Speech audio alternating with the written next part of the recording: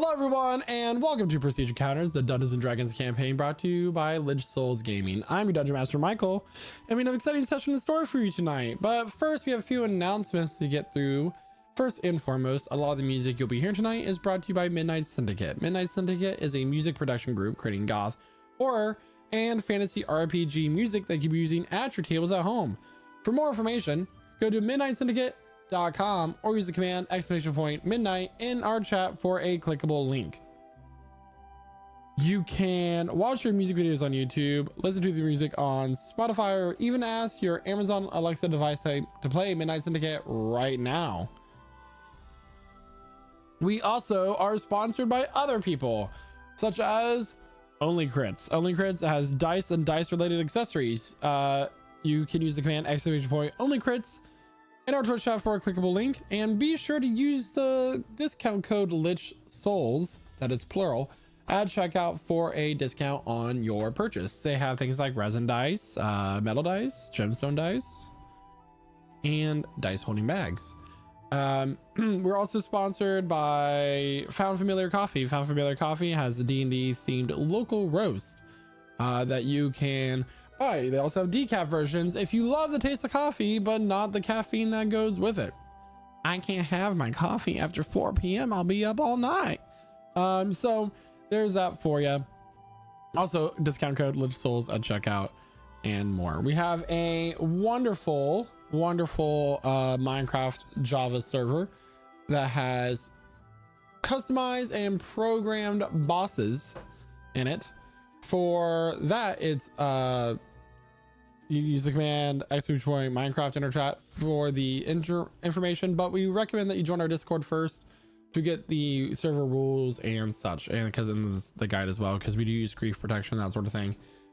So thank you so much to all of our sponsors. Now, I'm sure you're wondering about this artwork we have on our channel. We have character art that was all made by Jeremiah, who is Slimy Rise, for our campaign.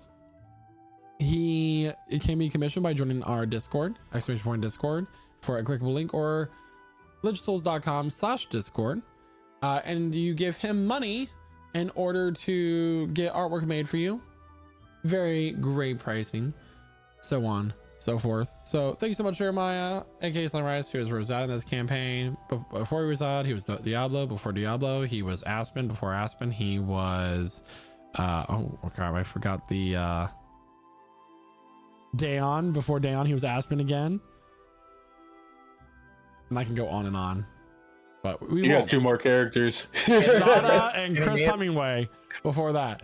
So yeah, I think actually you've had the most characters die.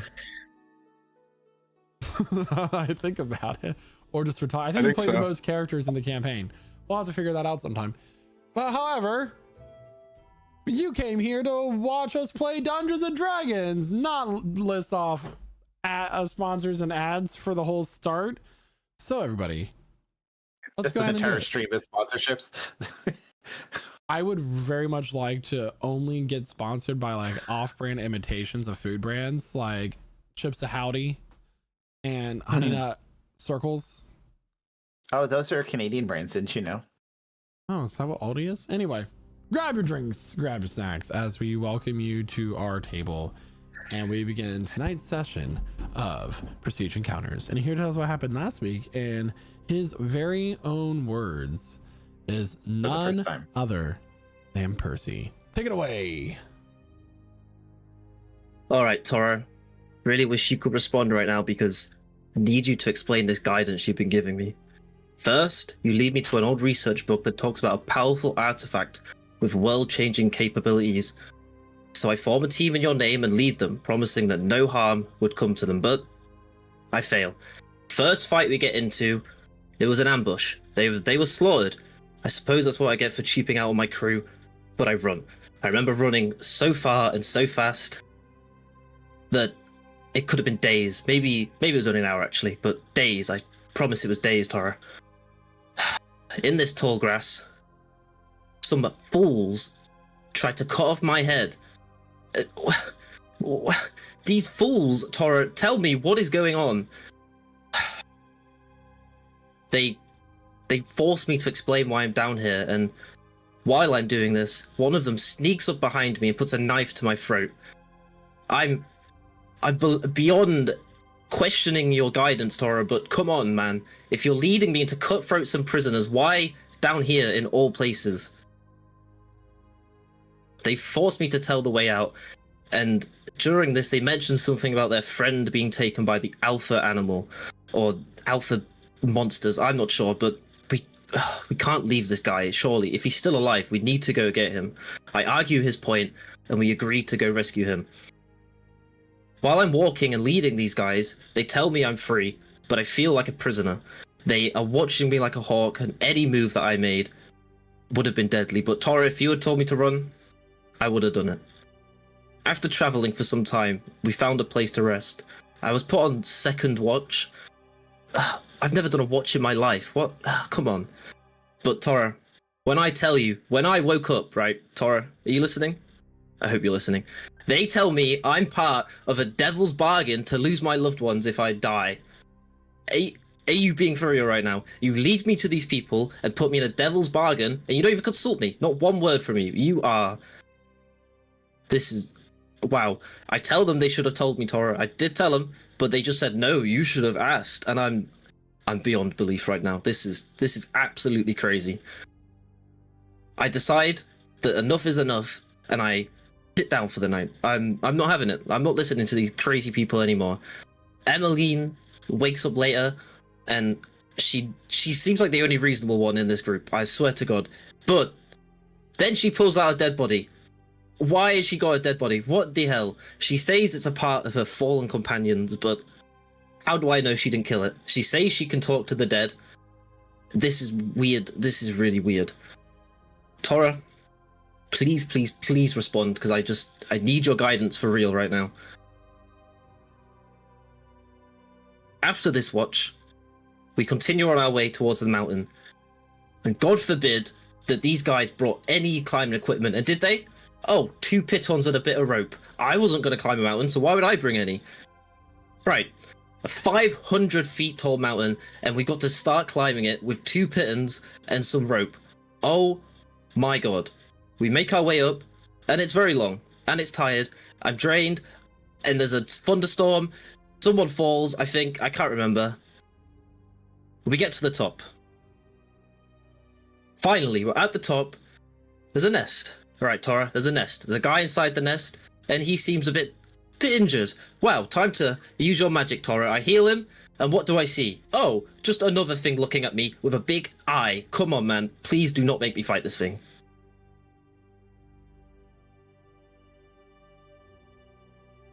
Thank you so much there, Percy. And that is where we lost off. Is it? With the...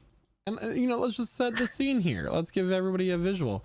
So, with Percy and Sanasha in the nest, Rosette is outside of the nest. There are these 3 large white and blue eggs. Naoki, Emmeline, Talia, and Renatus are all down near the cliff edge. Also, we just heard a giant caw. And you guys hear, as the shadow looms over your bodies, this horrible screech.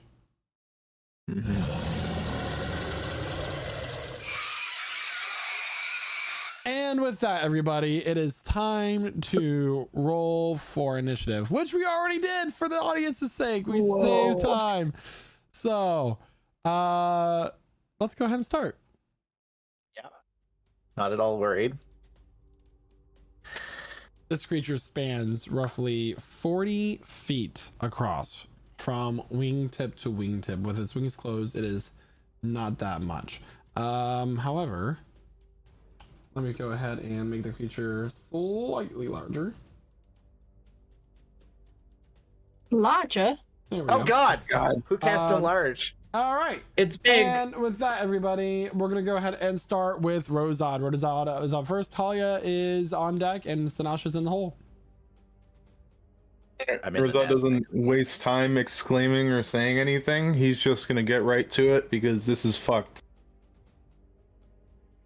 And he is going to attack with his psychic blades.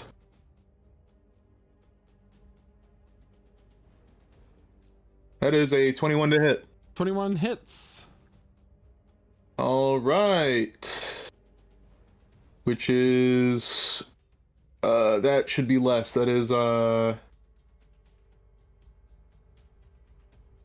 11 points of psychic damage there. 11 points of psychic damage. All right. And he will throw his offhand psychic blade, which this will have sneak attack on it because it's at advantage. That's a 27 to hit 27 for 17 points of psychic damage. 17 points of psychic damage. All right. Yep. And that will be his turn. All right. As Rizal lets out a flurry of psychic blades, Talia comes up. Talia, what would you like to do? So I'm gonna move under over here. I'm taking it because of how big it is. I can see it Right. perfectly fine. I hope so. Here. So because it's flying, there is no chance of me getting my sword to it. So It is not I'm flying. It is on going the ground, but to- that is a 15-foot is it not? cliff Oh, nice. that you would have to go up. Yeah. So I'm gonna shoot at it. I got 28 28 will hit. to shoot. Yeah. Do-do-do-do. So that's 9 for my first one, and for my second one, oh, a 13 probably does not. Actually, I 13. have inspiration, so I can try that again, right? Yeah. Yeah. Yes. I'm gonna try. Fuck. 13. 13 just misses. This creature is very large. Large creatures are not hard to Never hit. mind. So you let loose one arrow. It goes through the membrane of its wings, creating a small little puncture hole, although it does not affect its ability to fly. You let loose another arrow, but there seems to be this like slight wind current around the size of this creature that knocks your arrow off course. The creature looks at you Oh. and it screeches. It is now going to be Sinasha's turn, and then Percy's on deck. How high up is it? Is it It's on like the ground. on the ground? Okay, I just wanted to be sure. So Sanasha is going to let out I will, this well, before gutter. you do anything, I'm so sorry to interrupt that, but the nest is considered rough terrain to get through and out of. So keep that in mind. Yeah. Well. So here's a couple joyful things. So I'm gonna rage. So same thing as usual. She rages and gets covered by some spectral bark for a moment. And her rage is like echoing with like a primordial force for just a moment. And as part of my rage, I can move half of my movement speed as a lunge, which is 40 feet. So I can get up to the creature with no issues like that. Yeah, sorry, I just gotta work out.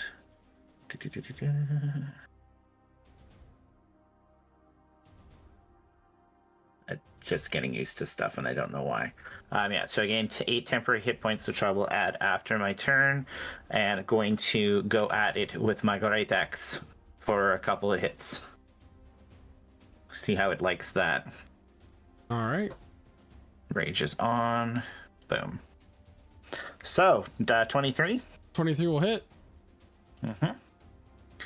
So that is 18 slashing damage Okay. and just normal slashing. And gonna go at it with the second attack. It's just a 12. 12 That's misses. Okay, so to use my bonus action from there.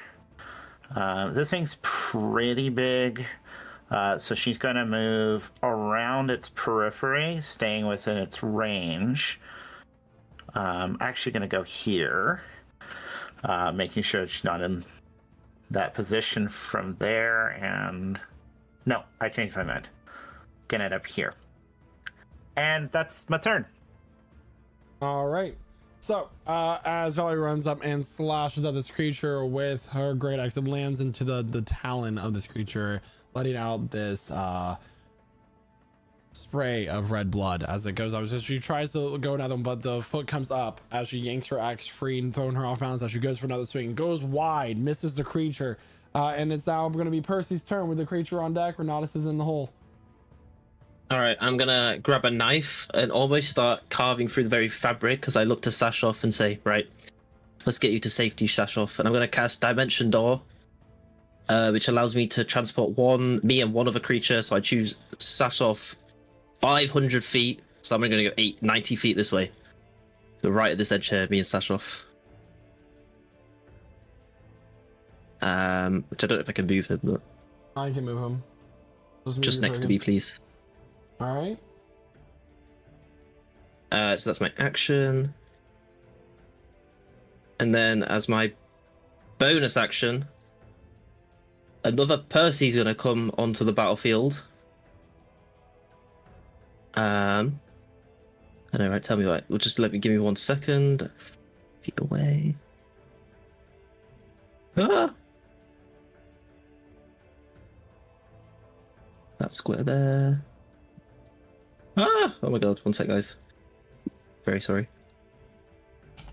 So another Percy is gonna evoke there, and then as Trickster's Transportation, whenever I take the bonus action to evoke Duplicity, I can switch places with it. So me and that Percy are gonna switch. All right. I'm going to put a highlight over your copy. Okay.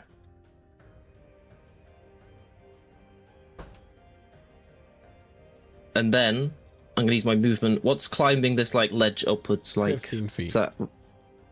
Is it just rough terrain or? It's gonna be so unless you have a climbing speed, it's half movement. Okay, cool. So 5, 15, 25, 30, and I can move there. And then that's my turn. All right. So it is now the Aerosaur's turn. It's going to leap up, and it's going to go around Sanasha and briefly stop here as it does so. It's going to then beat its wings. Everybody who's within 15 feet of this creature, I need you to make a strength saving throw, please. So I believe Does mine count if I'm down? You count for this. So it is Sanasha, Rosad, Percy, and Renatus and Talia all have to make a strength saving throw, please. The DC on this is 20.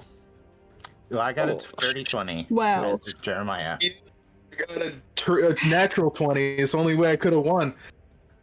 Oh, it's a dirty natural 20. No, yeah, I got a natural 20. This is a. So, Well, if you failed, you're going to take some thunder damage as this sonic wave booms out from the beat of this creature's wings. Specifically, that is going to be 7d10 points of thunder damage. What the hell? That is going to be 32 points of thunder damage if you fail that saving throw, and you are going to be pushed away from the creature. So who failed? What did Talia fail? By a lot. Yeah. And did Percy fail? Yeah. Yeah. And what did Renatus get? Oh my god. Fail as well. He got 13. All right. Wow. So Percy, Don't say I fall off the cliff. you skitter to the edge of the cliffside. Barely keep yourself. Megan, you're going to go off the cliffside and start plummeting below. No. Renatus is also going to go back to here. And he stays on. And then Sanasha and Rosad, you succeeded. So you're going to take half that damage. So it's going to be 16 points of thunder damage. And you're going to be pushed back 15 feet each. Directly back from the creature. So Sanasha, you're going to go back into the nest. In the nest. Yep. And Rosad, you're going to go back 15 feet. You're also going to be in the nest. Bye bye, guys. Would I Only- react to her Oh falling man. with Featherfall? You can cast Could I- Featherfall as a reaction? Yeah. Yeah. All right. So, Yeah. Megan, you begin to fall, and Emmeline, quickly with the reaction, she does a quick movement of her hand. She takes a feather, flings it into the air, and you slow your fall. All right. It Oh, is thank now God. Renatus's turn, and then Emmeline is on deck. Oh wait, the creature's gonna finish moving and it's gonna fly up 60 feet to here. So now it is now 60 feet in the air. Okay, cool. So Renatus is going to just give me one quick second. Jump off the edge. Yeah. Join me. Third level. He's gonna manifest echo. Here. Yep. And then he's just gonna good old Eldritch blast this boy. All right. So You get 2 bolts, I believe, at this level. yeah. Does a oh my god. Why is it all the way there? Why is it rolled free? Do I get free? No, he just has it built wrong. Okay, so a 13 and a 13. 13 misses. Just misses. Okay. Because he never does the third one. I think it's just set to do 3. So Good action search. good times. You have a limit, blah blah blah. It's bonus action, can't do that. I'm gonna run 30 feet. I'll just stand next to the echo. That'll be everything. That'll be everything? Yeah. All right. Sorry. It is now Emmeline's turn with Aoki on deck. Unfortunately, he is a bit out of the way of my original plan, so I'm gonna do classic move and fireball him because he's in the air. He's away from everyone. Just like right on his skull. I don't know. I need a dexterity save from him. All right. This creature does get advantage on magical effects. So Okay. that is I will going to accept be that. well, good thing you do because it's going to happen. A 12, though. That fails. All right. So that's 32 damage. 32 Adjusted. points of damage as a fireball launches up into the air and explodes on impact with the creature. Its whole underbelly is now seared and burnt charred flesh as this lightning and thunder is crackling around its body. It lets out a screech of pain as this happens. Just so you all remember. And with that, it is anything else for your turn there, Emmeline? Yes, I'll just scoot over here. That's my turn. All right, it is now Naoki's turn. Then we're back to the top of the round with Rosad. All right. Well, I'm going to do. I can see Percy, can't I? You can, yeah. Okay. Seeing him, he looks really hurt, so I'm going to use 3 charges of my Balm of the Summer Court towards him. It's been a minute. That's 3d6.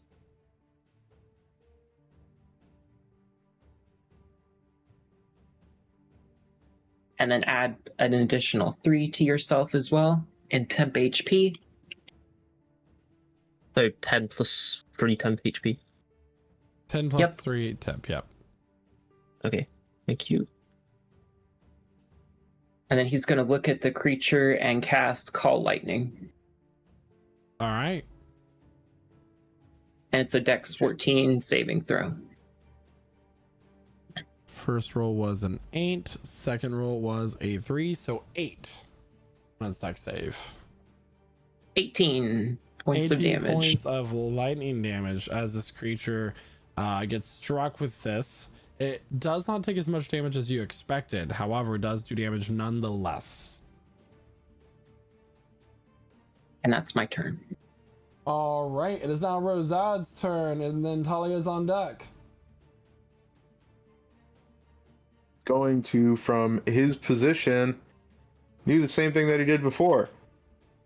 Except he is going to palm a little needle with some poison on it as he does. Throw his psychic blade. So here it'll be an advantage. That's a 26 to hit. 26 will hit.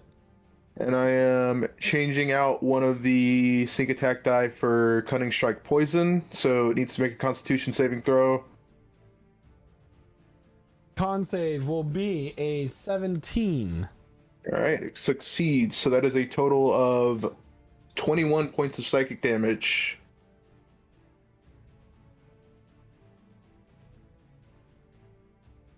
And he will attack with his offhand.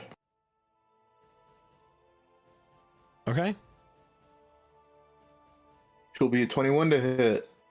21 will hit. For 8 points of psychic damage. All right, this creature's starting to look bloodied. And he spends 20 feet of movement to get right over here.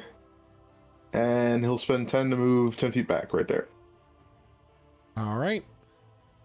So, Rosad, putting some poison on a needle, launches it forward. The creature, due to its size, easily resists it. However, the psychic damage does its effect in full force as another dagger comes flying forward, dealing more psychic damage. The creature is looking rough.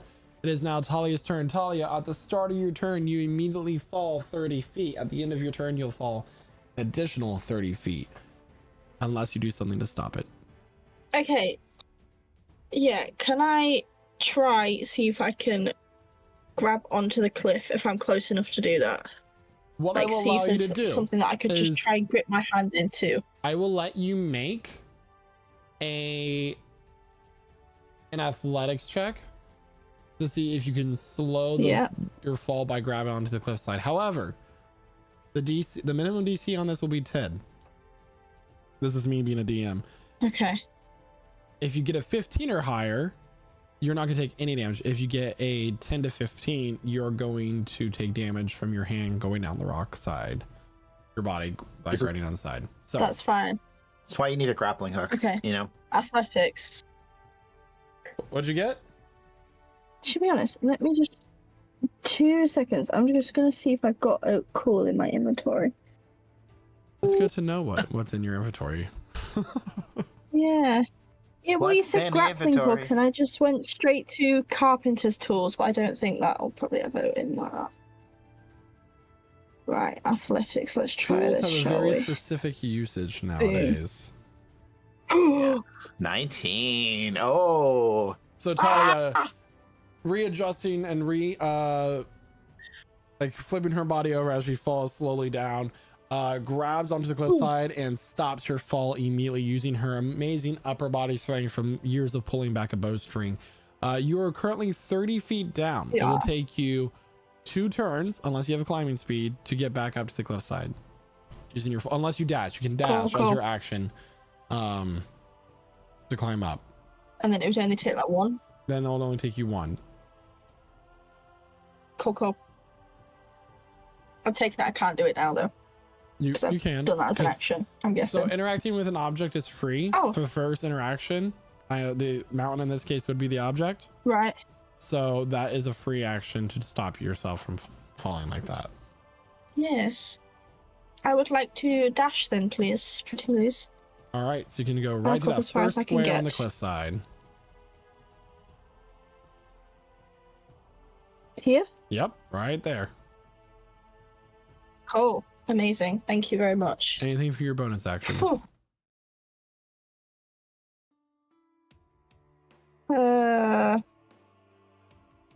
I'm just gonna cast my hunter's mark on the bird then. All right.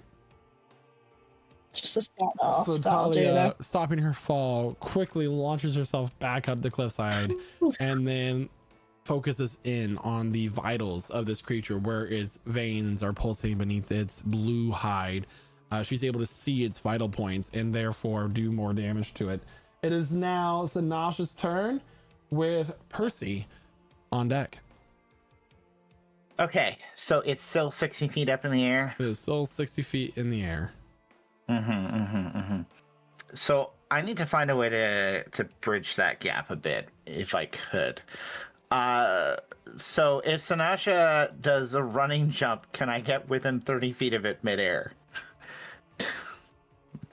Having never done the jump action in modern D&D. So the running jump is for a distance, like lengthwise. This would be a standing jump. Okay. So what is? Let me look at the roll for that. Running long jump or running high jump? I think she's trying to do the running high jump. It would be a high Running jump. high jump.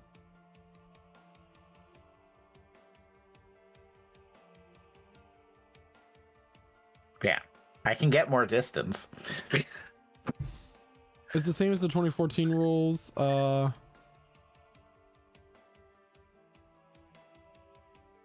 This is the kind of thing I know Diablo did. You He live was in the the air number master. of feet equal to 3 plus your strength modifier.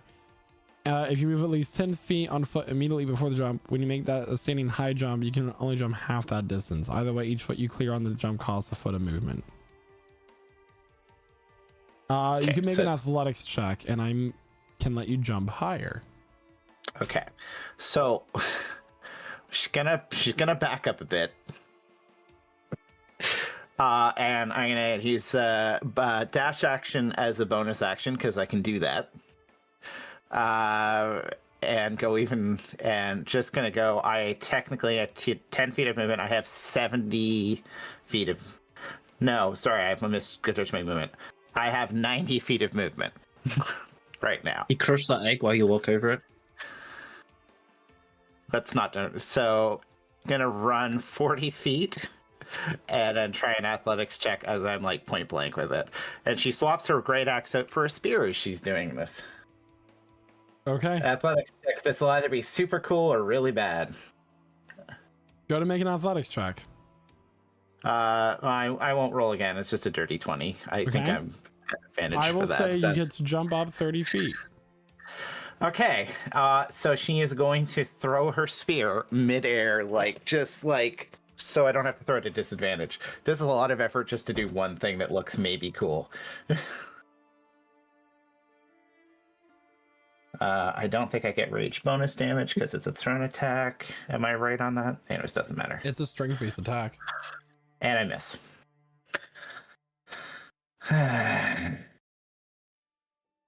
Sanasha Okay, so the spear. runs up and launches a spear. It goes wide. Like you just watch as she jumps 30 feet in the air. A huge athletic feat that very few can do. However, as she lets loose the spear, it continues to go. And it's gone. I gotta grab a hand axe from my belt, and my second attack is she's going down and trying to get the second attack. All right. Oh my. That's 17. 17 will hit. Yeah. Oh my god. That's hilarious. So it's 10 slashing damage. 10 points of slashing damage as it embeds itself into the side of this creature. I just want to see, what does Vex do? Okay, well. So I would use Vex on that, so I have advantage on the next attack, and I make on it before the end of my next turn, technically. Okay. Hooray. Now she's falling 30 feet. Yes. So what comes up must come down, and you're going to take 12 points of bludgeoning damage as you impact with the ground from your 30-foot jump. Cool. So it looks pretty cool. Her spear is now some poor dinosaur is like just hearing a weird whistling sound over the next round. It's like as its partner has just been speared. Anyways, that's my turn. It's about as cool as I could have been. I wish both of those attacks hit. It is now Percy's turn with the Aerosaur on deck. Okay, so Percy's gonna run 25 up 25 feet up to Renatus and cast a second level healing, don't cure wound, sorry, for 17 healthy hit points. Okay. Dun, dun, dun. What is your healing word? This is just cure wound, sorry. Oh, sorry. So I Aw. pushed the little symbol onto Renatus. There you go, good sir. And then I'm gonna bonus action command the Echo to run up 30 feet as well. 2, 3, 4, 5, 6. There we go. And that will be all. All right. This creature is a carnivorous predator. It is a hunter. It is looking around the map to see where the most vulnerable person is. The one most separated from everybody else would be Rosad. It swoops down and it's going to make a talon attack. Sorry, a bite attack against Rosad as it does so. Rosad does a 25 hit. Yes, a 25 does hit. All right, so you are now grappled by this creature. All right. But you are going to take some damage first. That will be 26 points of piercing damage. 26. Mm-hmm. All right, and I will uncanny dodge that, so I take half. So Take Rosad 13. dodges out of the way as this creature swoops down and grabs it. It grabs only his leg, its teeth tearing into his leg, tearing it up quite a bit. So you're going to start moving with this creature as it's going to continue to move.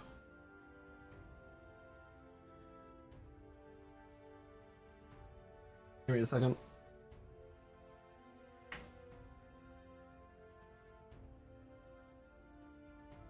Never mind.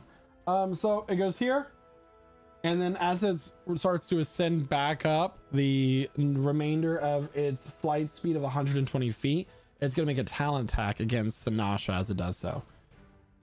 Do I get an opportunity attack, or it doesn't provoke opportunity attacks? With its reach, it does not have to go down 5 feet in order to fully attack Rosad or you.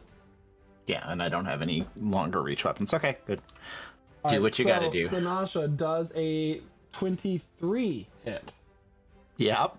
All right. So the creature goes up 60 feet. It's going to do its 3d10 plus 8 points of slashing damage on Sanasha.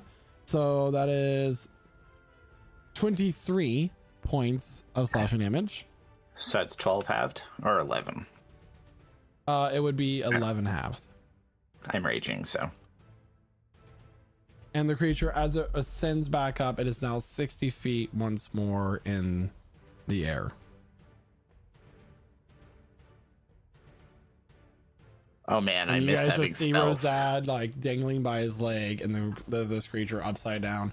And with that, it is now Renatus' turn. Emmeline is on deck. Naoki is in the hole. Okay, so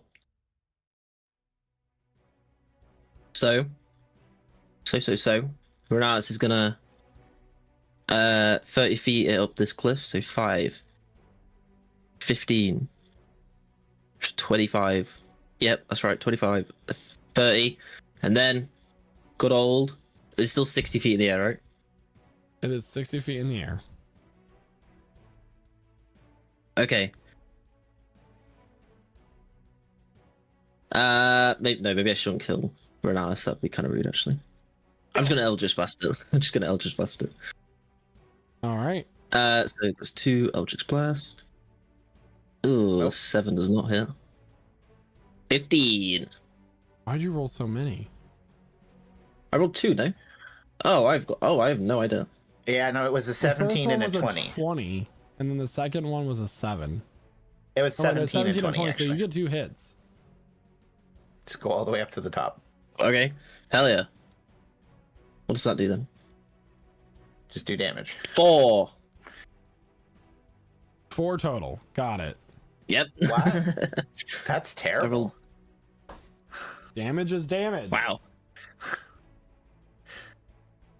The And then dice are as the cursed bonus even action, places. I know, right? Bonus action, I'm going to second wind, which is 1d10. 10. It's plus con. Give me 1 second. Anyway, that's helpful, so that'll be the end of my turn. I'll just sort out myself. All right, it is now Emmeline's turn. She's going to climb up this little cliff. So it's going to be 20 feet. And then come over here a bit.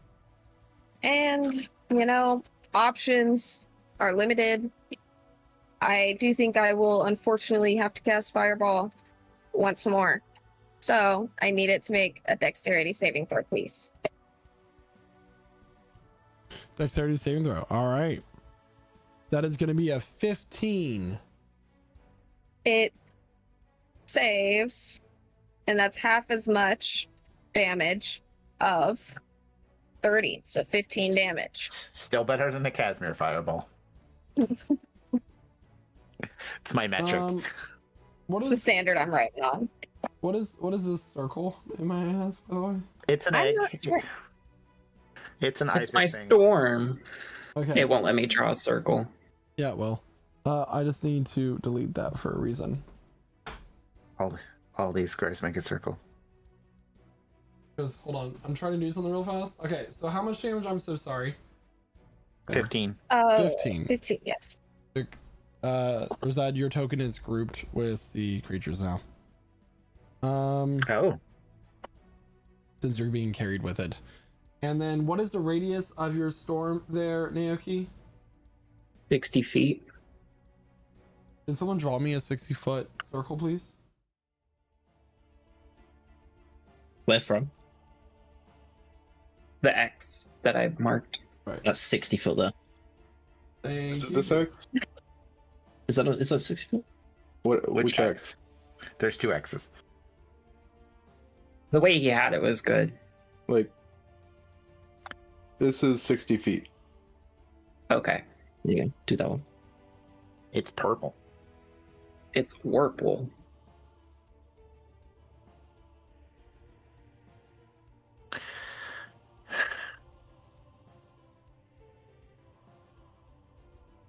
There you go. All right. It is now Naoki's turn.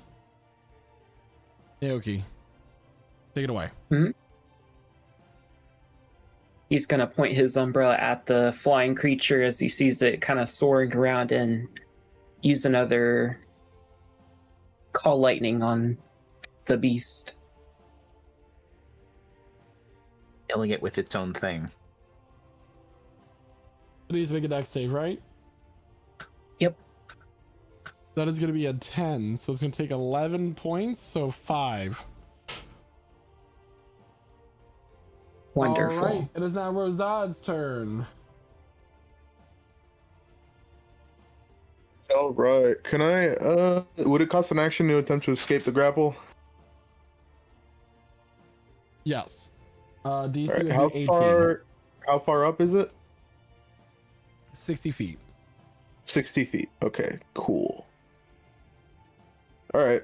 Yeah, Rosad is going to attempt to escape, which is a dex save. It would be your choice, but the DC is 18. Okay. All right, let me just double check something. Talia, you were on deck, by the way. Mm-hmm.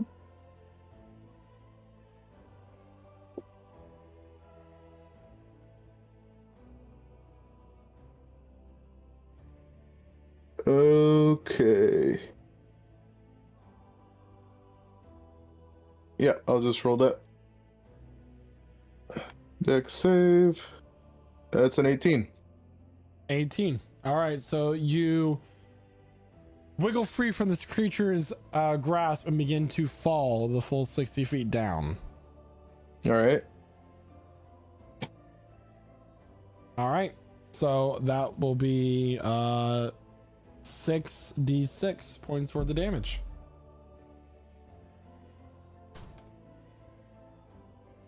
Uh, 23 points of bludgeoning damage as you smack into the ground. Oof. All right. Damn. Anything for your bonus action? Bonus action. Let me see. I am prone right now. I do know that. Mhm. Bonus action. I will use a potion of healing. All right. So- Yeah. I'll spend that really fast.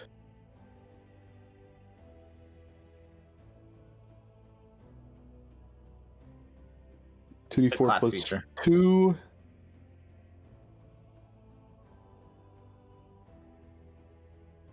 All right.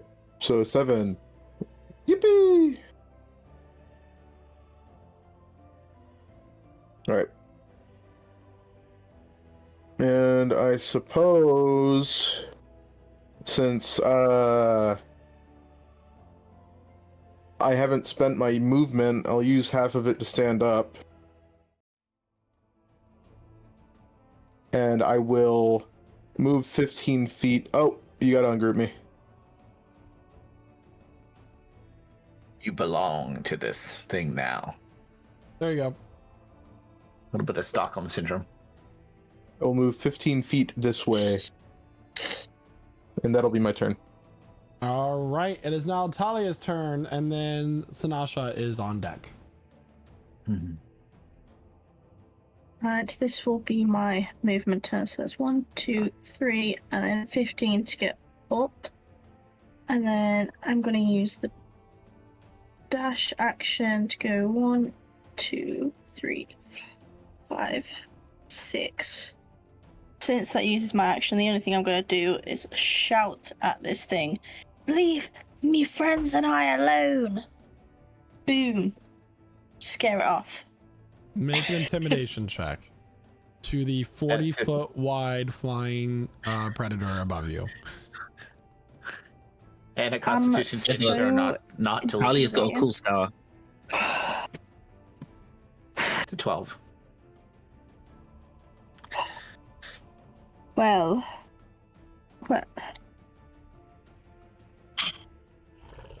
Yeah, so scary I am. No, it's not Hey. scared. All right. That don't scare me, bro. That don't scare me much. It's not the words, but Anything else your That's turn what there, I'm gonna Talia? do. My scare tactic didn't work. No, my scare tactic didn't work. All right. It is You're- now Sinasha's turn. Percy is all on right. deck. So Razat is within 10 feet of me at the start of my turn, so I'm going to, using my life-giving force, give him 2d6 temporary hit points.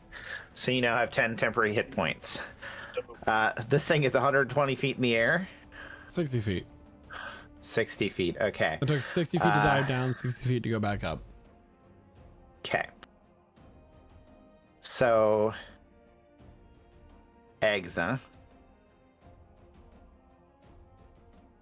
Sinasha is going to run over here and jump on top of one of the eggs.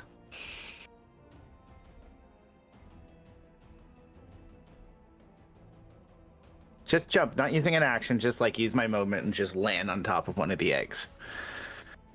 Okay. So you're trying to smash Does- one. Yeah, just put my weight down on it. You're never supposed to ask a lady this, but how much do you weigh? Well, that's interesting. Oh god. Well, my equipment weighs like 40 pounds. So, gotta be a lot. A reasonable amount. I don't know. 220 pounds with equipment. All right.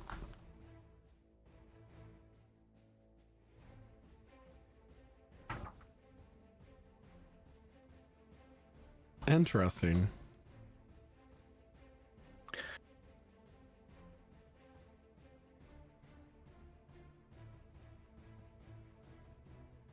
Wait, how much does she weigh? With equipment, 220 pounds. So Oh as my you It's a strong land on these these eggs, you hear a crack. Mm-hmm. Now there is a reason why Shashoth was not killed by this creature. Because these eggs are close to hatching. I only landed on one, preferably. Mm-hmm. Just to be clear. So if there's a creature in there, I'm gonna hit it. And you are met with the eye of one of these soon-to-be hatched creatures that were actually, the eggs were wiggling, is what Shashoth said. So, go ahead. Yeah. With her great axe. Full rage. Stop 20. It, stop it. Technically, I roll. Oh, no, it's at the next creature's at advantage. Her at advantage. So, yeah. So I'm gonna hit it. I'm assuming so. 12 slashing damage on that one. Just misses. No damage. It's 20 to hit. 20 hits. 12. That poor creature. If the first thing it sees is you killing it, it dies. Yeah, and I'm going to use my cleave.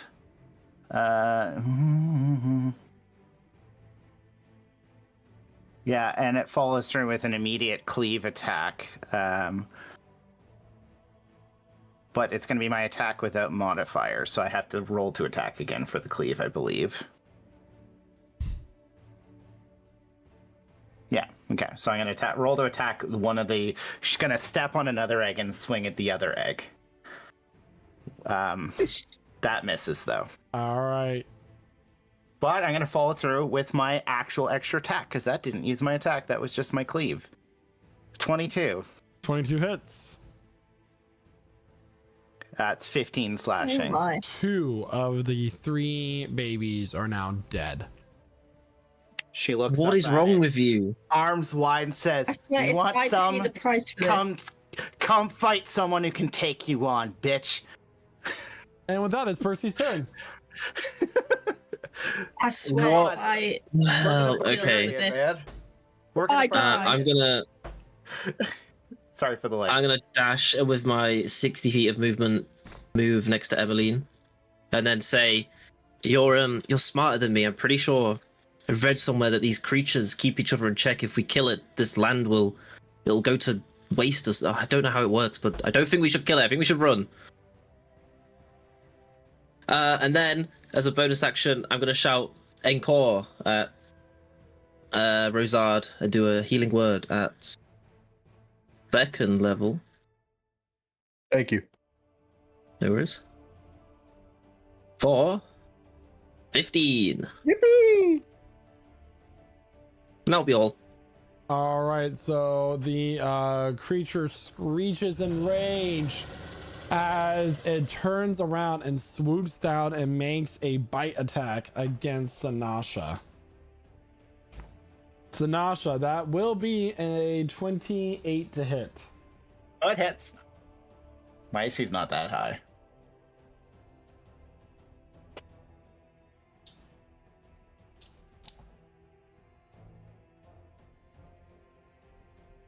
Four.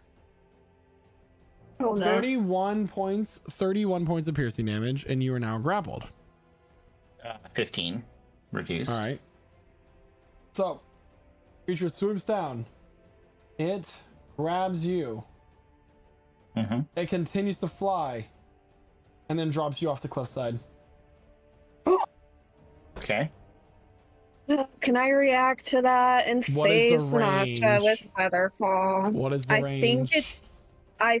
Ooh, that's a good question. Let me do research Oh, on no. this. I want to say that it's 60 60. feet. It is 60 feet. Yep. You have no reaction. Unfortunately,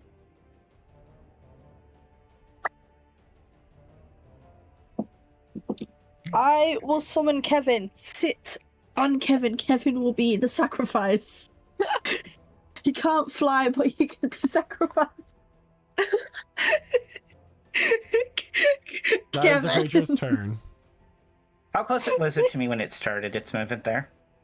Uh, It was 120 feet, right? Yeah. yeah, it didn't. It swooped down through Yeah. the rest that's of the feet. Been on with his life. fine. Yeah, it's good. You are on top of Kevin. Kevin will be your cushion. It's now Renatus' turn.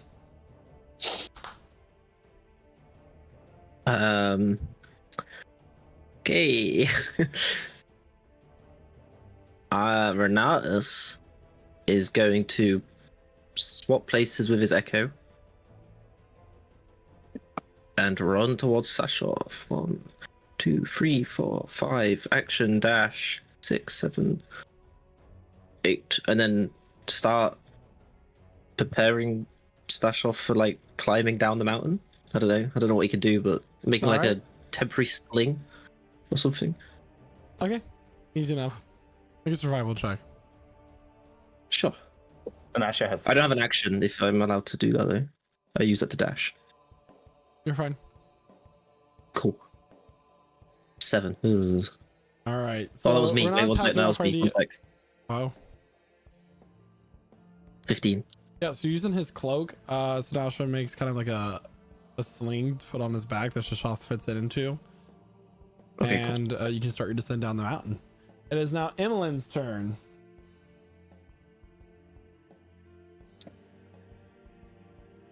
Yeah, it is. Could is Sinasha still visible if I move 30 feet here? Is she visible from right there? Can I get there and then cast Feather Falling on her as she's now falling? Sure. Sweet. That's pretty much my turn. I knew what I was doing. I knew I was poking the bear. And it's now Naoki's turn. Okay. Can we move my pretty little circle towards it? Yeah. He's gonna lift up his umbrella and guide it over towards the beast. And then use Call Lightning again. Can you move it and call it at the same time? On the same turn? Yeah. I'm pretty Okay. sure. Let me double check.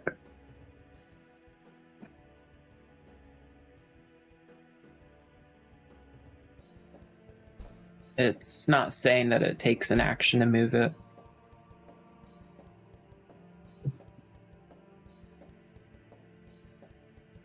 $16. 16. All right. 16 hits. I'm sorry, that's not a hit. I need to make a dex save. 8.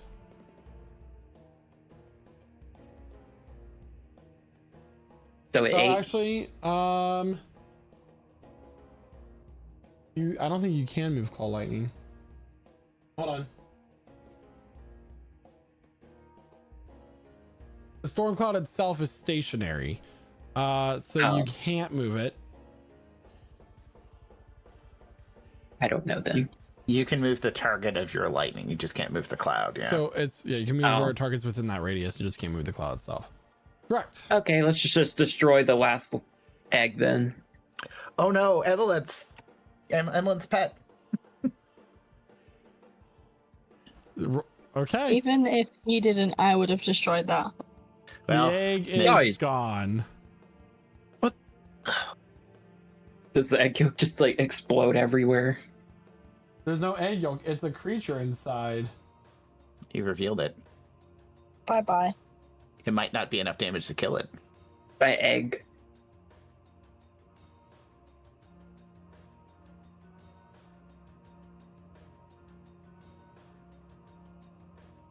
Eggs are Well, gone, we did- everybody. We did not learn from Coyote time. All right. With that, it's now Rosad's turn. All right. So how high up is the bird?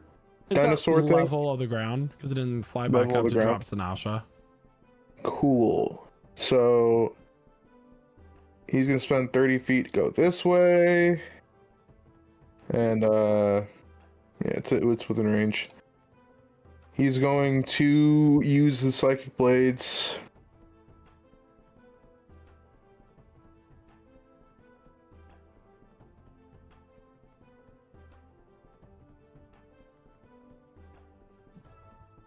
That is a 23 to hit 23 will hit. for 24 points of psychic damage. All right. And he will do the same thing with his offhand as per usual. For a 23 to hit, 23 will hit. Nice. and that shouldn't be 18. There should be 5 points of psychic damage. All right. So Rosad runs up and launches 2 psychic blades at the creature. That'll be Anything his else? turn. All right. It is now Talia's turn. I am moving a little closer. And I'm just gonna try and shoot as much as I can. But blame. Oh yeah. Natural 20, critical Oh, hit. yeah. Oh, yeah. We're not listening to you, Oh, Percy. yeah. You're new. Yeah, whatever. Nah, whatever. What I say is just irrelevant. Cool. So that's 12 if I've rolled it. Did you roll correct. damage or crit damage? I clicked crit damage, so hopefully That is correct. Oh. that was boring. And then 1d6 for my hunter's mark. So that's 17 for the first. The lot. hunter's mark's doubled as well, Megan. Oh, is it? Oh, nice. Mhm. Yeah, I'll just do it again then. Bam. Oh, now I've got to add it together. 21? 21. All right. 21. Boom. Shoot again. 14. 14 Does a will 14 just hit? hit. Oh, ooh. So that's a 5. And a 6. So that's 6 altogether for that one as well. So altogether 27 damage. Creature's looking hurt. Yeah. Yeah. But that's how I'm going to do this time. My intimidation skills are not good. Sanasha, you fall 30 feet at the start of your turn. Okay. So, I have a silly thing I want to do. Sanasha is going to grab the loop rope from her pack, try to quickly form it into a loose knot, and try and lasso one of the legs of the creature with it. Can I do that? Make a survival check. I'll say DC 10. 19. 19. So- So, Oh, what's yeah. the length of this rope? 50 feet. All right. So as you start to fall, you quickly take the rope. You lasso it as you're falling back, or you're falling down from your back. You lasso the foot of this creature, goes around one of its talons, Yeah. and then at the end of your turn, the rope goes taut. Okay, can I use my motion to, with the bonus action as the dash action, to climb quickly up the rope and latch onto one of the creature's legs?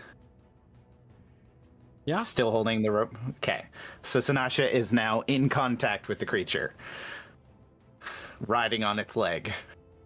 Okay. Okay. Is that your turn? I'm assuming I can't attack because I use my action to do this cool, Yeah. MacGyver get back to safety bit.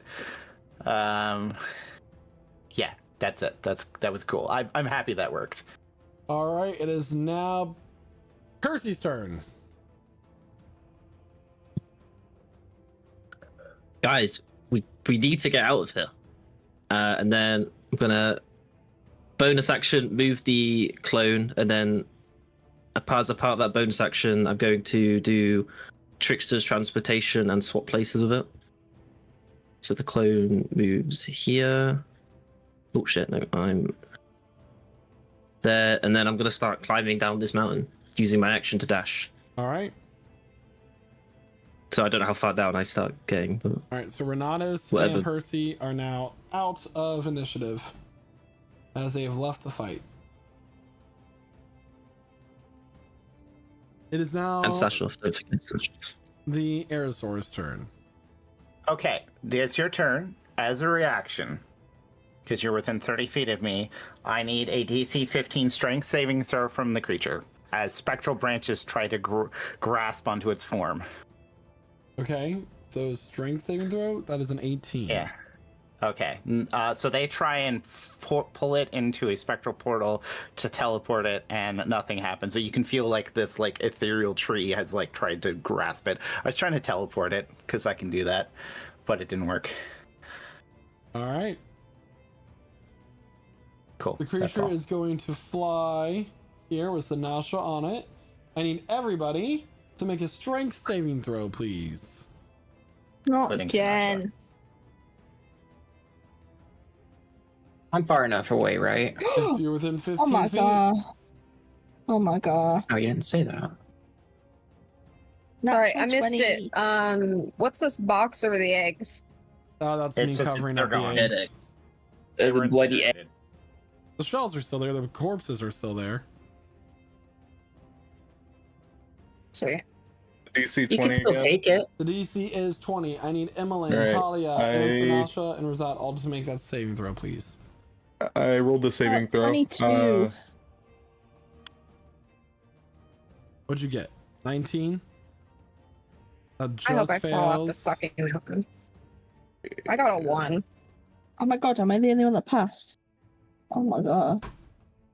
He is just a bad bitch. If you got less Oh. than a 20, I need to roll again, sorry. Because I'm raging. No, that's not better. you're going to take 57 points of thunder damage. Oh my and you're God. flung away by 30 feet away from the creature. So I'll move your tokens. It's not just down. 2, 3, 4, 5, 6. Talia One's rolls and hits a down. branch. 1, 2, 3, 4. If I pass, 5, do I still 6. move that far? Oh, you passed. So you're 1, 2, Yeah, I got 3. 22. There you go. Razad, did you pass or fail? Failed. All right, and Sanasha, Is unconscious.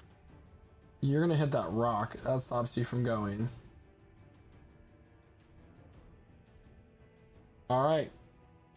Do I So, take half or- of 57? Wait a Emily. second. Am I unconscious? I guess I'm not. So 57 yeah. points of damage is what that thunder damage will. If you succeed, you take half as much. So that's going to be 28 points of 28. thunder damage. Yeah. Using my relentless endurance, Sanasha, having been flung against a rock, seeming to be unconscious for a moment, groans back, fully conscious but still prone. At one You're hit not point. looking good, man. Not looking good. This creature is going to take its rest of its movement to fly over here. Yeah, go away, bro. It is now Emmeline's turn. I need a death saving throw whispered to me, please.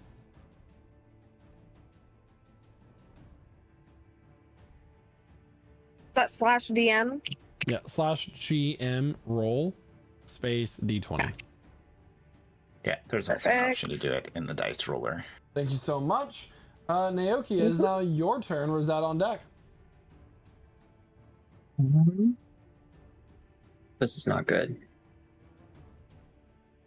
He is going to climb up to here, the 30 feet. Is this climbing or just running? So it's 15, it's 30 feet to get up that cliffside. So you can get up to the base of it and start to go up a little bit. So 1, 2, 3. And then you get halfway up. So you can stop here. Oh, well, that's actually not showing to you, is it? No. 1, 2. So you get to here. And that's all the movement you have. Unless you use your bonus action. I mean, so not your bonus, your action to dash. And then you get here. Okay. Right there. Gotcha. I will do that. I'm going to dash up there. All right. And then I'm going to look at Berzad and blow him some balm of the summer court to at least get him back up on his feet. Much appreciated. First. I'll use 2 charges. That's 2d6. And Naoki, what you see as you do this is that the wings are once again starting to crackle with that thunderous energy as it starts to circle around. Okay. All right, that's 2d6 to him. For a total of 7. Sorry. Yep, 7 plus 2. Okay. And that's his action. All right. With that, it is now Rosad's turn. Talia on deck. All right, Rosad comes to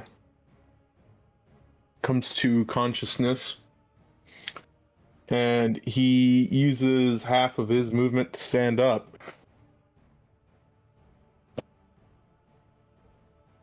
And he will do as he's been doing, attack with his psychic blades. All right. That is going to be a 24. 24 will hit. For 20 points of psychic damage. All right. Creature's looking real hurt.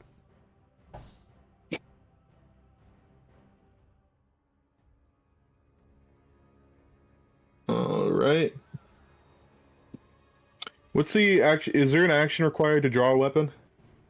No. No? Okay. Cool.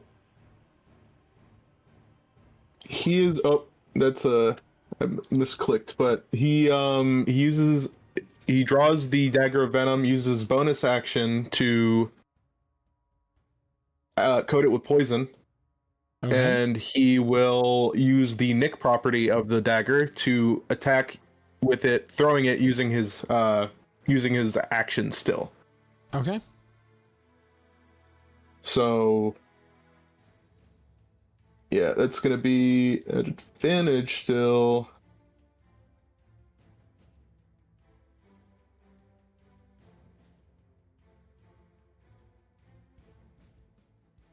Let me just check something here because I don't know if it's giving me the right bonus for it.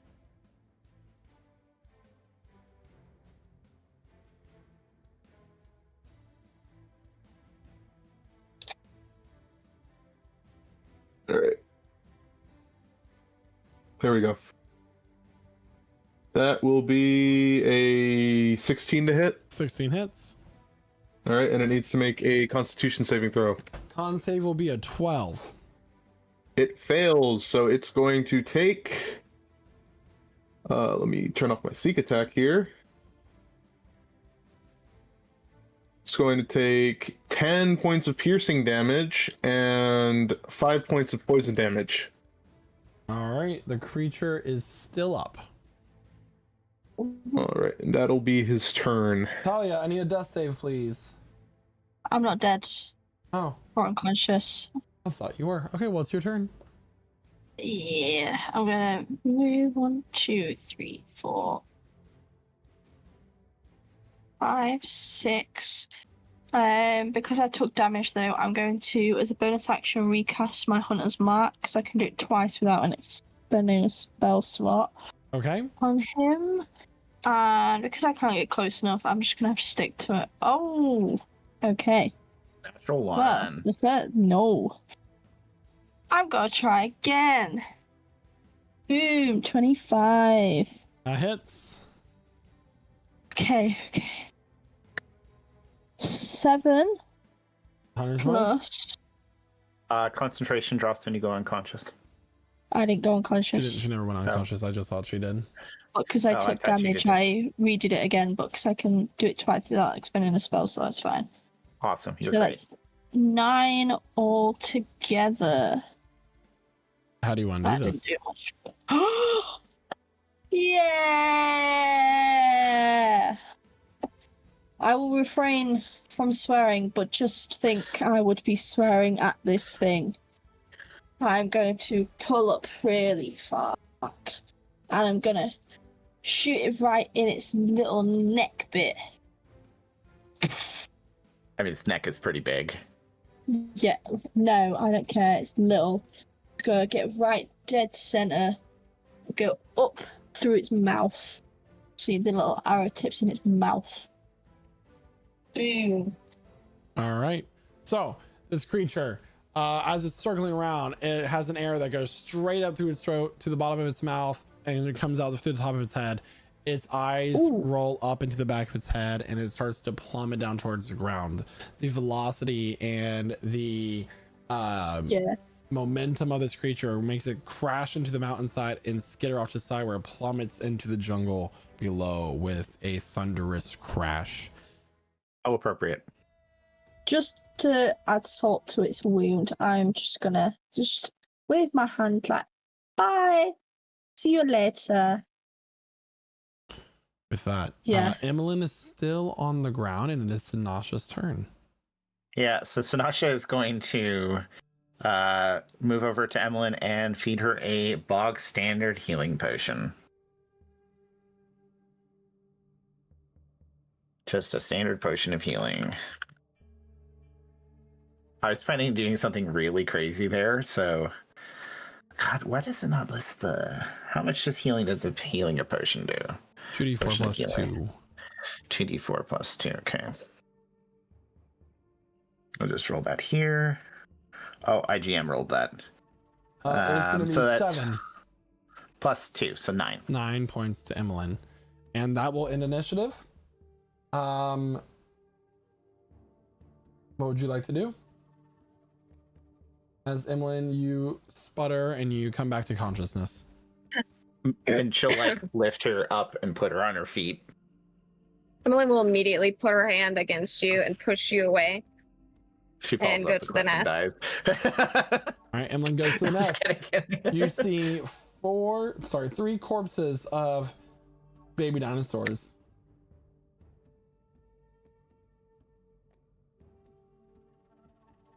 To be fair, I was just trying to get its attention, and I guess I succeeded.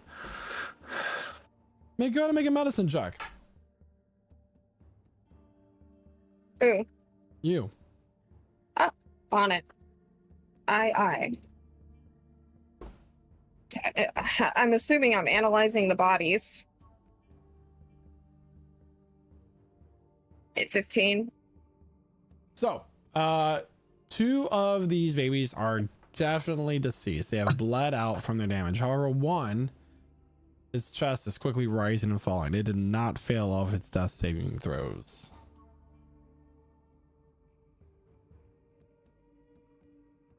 Do you think a potion of healing would work on this thing? You can always find out. I'm gonna use one of the healing potions from Valerie's backpack on this creature. All Go right. ahead and roll that. Its wounds close and its breathing stills as it begins to flutter its eyes as it comes back to consciousness. What is Percy doing at the moment? Still climbing down the mountain. So you would have heard the creature's screech and fall off the mountainside. I will say that. Then he'll sigh and then climb down the mountain. Keep in mind, we barely survived climbing up the mountain together. Lol. And just to clarify, the corpse of the big one fell. Yes. 'Kay. Into the Okay. jungle below. Just- That is It's correct. gone. Go to make an animal handling check.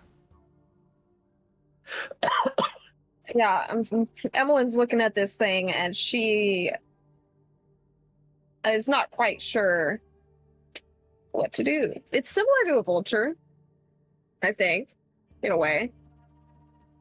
Potentially. So let's find out. A 7. 7. You try to reach out this creature and it's going to snap at you. Maybe you're just not It's destined wounded. for a pet. It's hurt.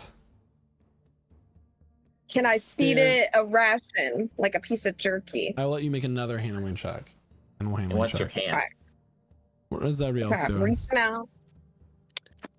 Sinasha's just just standing based on adrenaline only. She's keeping her distance.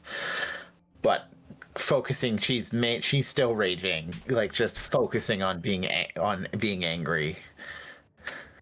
Naoki's gonna dash over, immediately seeing her like literally just teetering on it, and just like kind of like grab a hold of her and use Cure Wounds.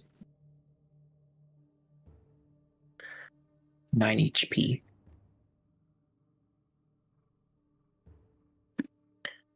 Are you okay? I watched you fall. Yeah, I was gonna jump off the edge with Emmeline there because I thought we couldn't beat that thing. No, it wasn't like a dying thing. It was more like a, a creature with your 20 on your animal handling reaches over and like grabs the food from your hand and goes back into the corner and nests and starts eating it. While it does that, I will pocket one of the dead ones. They're not small. How much does it weigh? This thing can't weigh much, right? They are large in size. I would say they weigh about 150 pounds.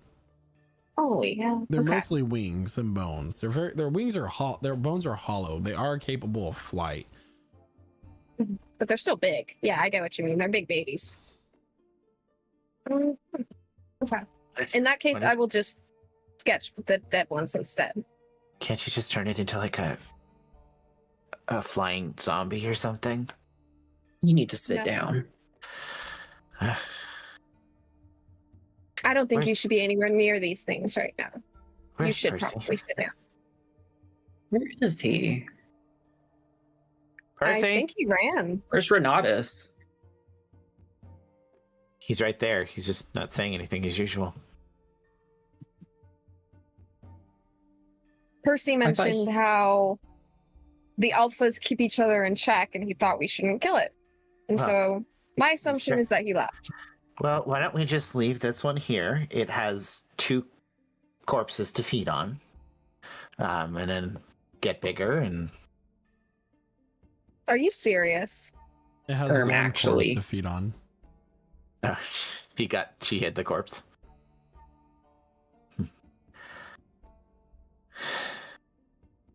I mean, Percy's the one who knows the way out, and he's taking Shishath, who knows the way out, or who's going with us, so don't we need to stop him? Hopefully he waits for us at the bottom. I do have another casting of Featherfall if we wanted to take a fast route. We could try it. I don't see why not. Are you taking him with us? Pointing at the bird. Yes. He will not survive on his own. We can always bring it back, right? And it'll probably give me a promotion. I mean... Think about that. Or it's road snack. I don't want to come back here ever again after we leave. This place sucks. That's too bad. I might. Well, we did promise Percy we'd help him find his artifact, so unless we're lying. Are we planning on leaving and then coming back to do that? Yes. I mean, we have a limited amount of time before our loved ones are claimed by this deal that y'all made. 12 days to be exact. So. Ooh. Upon mention this, as almost as if it sensed the pocket watch that currently has a chain attached to your rib cage, starts to have this like cold burning feeling, as if yes, you are right. Yep. So we need to go. So collect your pet monster.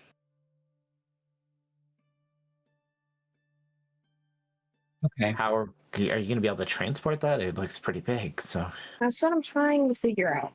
Can it That's fly? what I'm trying. Not yet. It was just, look at it. She's Walk gonna to motion it. over to this thing. I'm assuming finished with the ration. Yeah.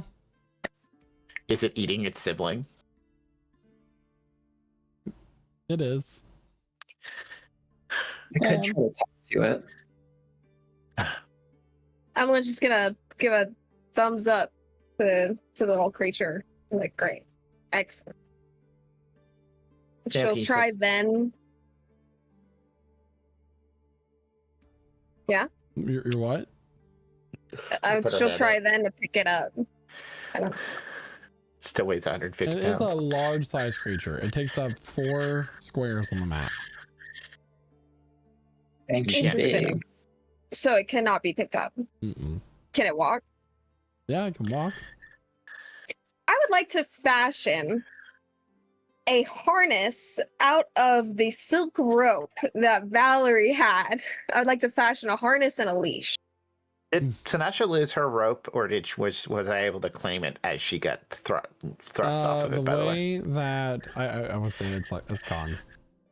okay, I lost a lot of stuff this fight. It's not hard to put tie a loop or a loop in a rope. So sure. Yeah.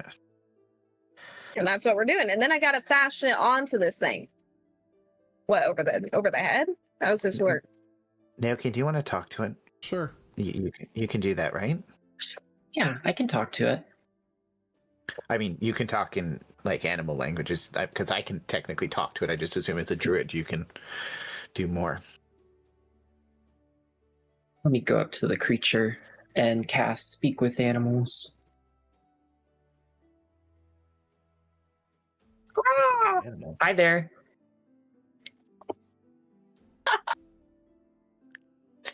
The creature looks at you. It from it's the side of its head, and it blinks its eyes. Hello? There. Are you okay? The creature looks at you more intensely. Hungry. Hungry? Okay. He reaches into his little satchel and grabs out a ration ball and throws it over to the animal. With lightning fast reflexes, the creature picks up the ration and takes a step closer to you, Naoki. Hungry. You need more? Check, see how much more I have. He's riffling through his little. Why are you doing that? The creature gets another step closer to you. Another ration ball. Here you go. And he hands it out. Oh, you're closer. Make an animal handling check.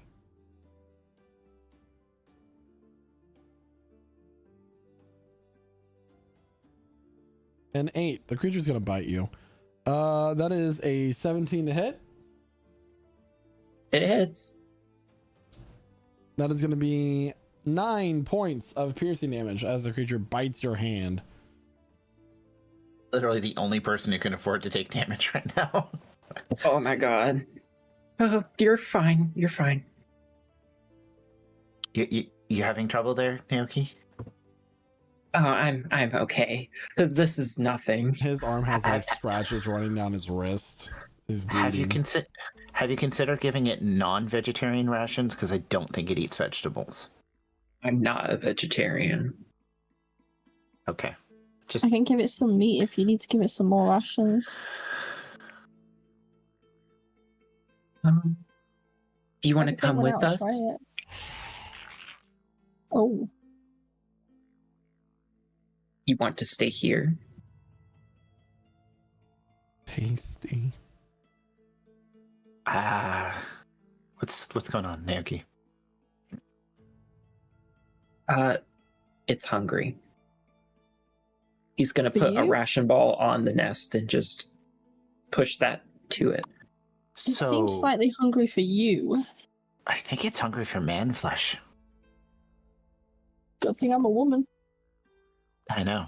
Its tummy has the release that only hands can satisfy. I mean, it literally ate its entire sibling. So why don't we just why don't we throw it off the edge and let it eat its mother? Whoa. I think we should throw off the edge. Can you fly?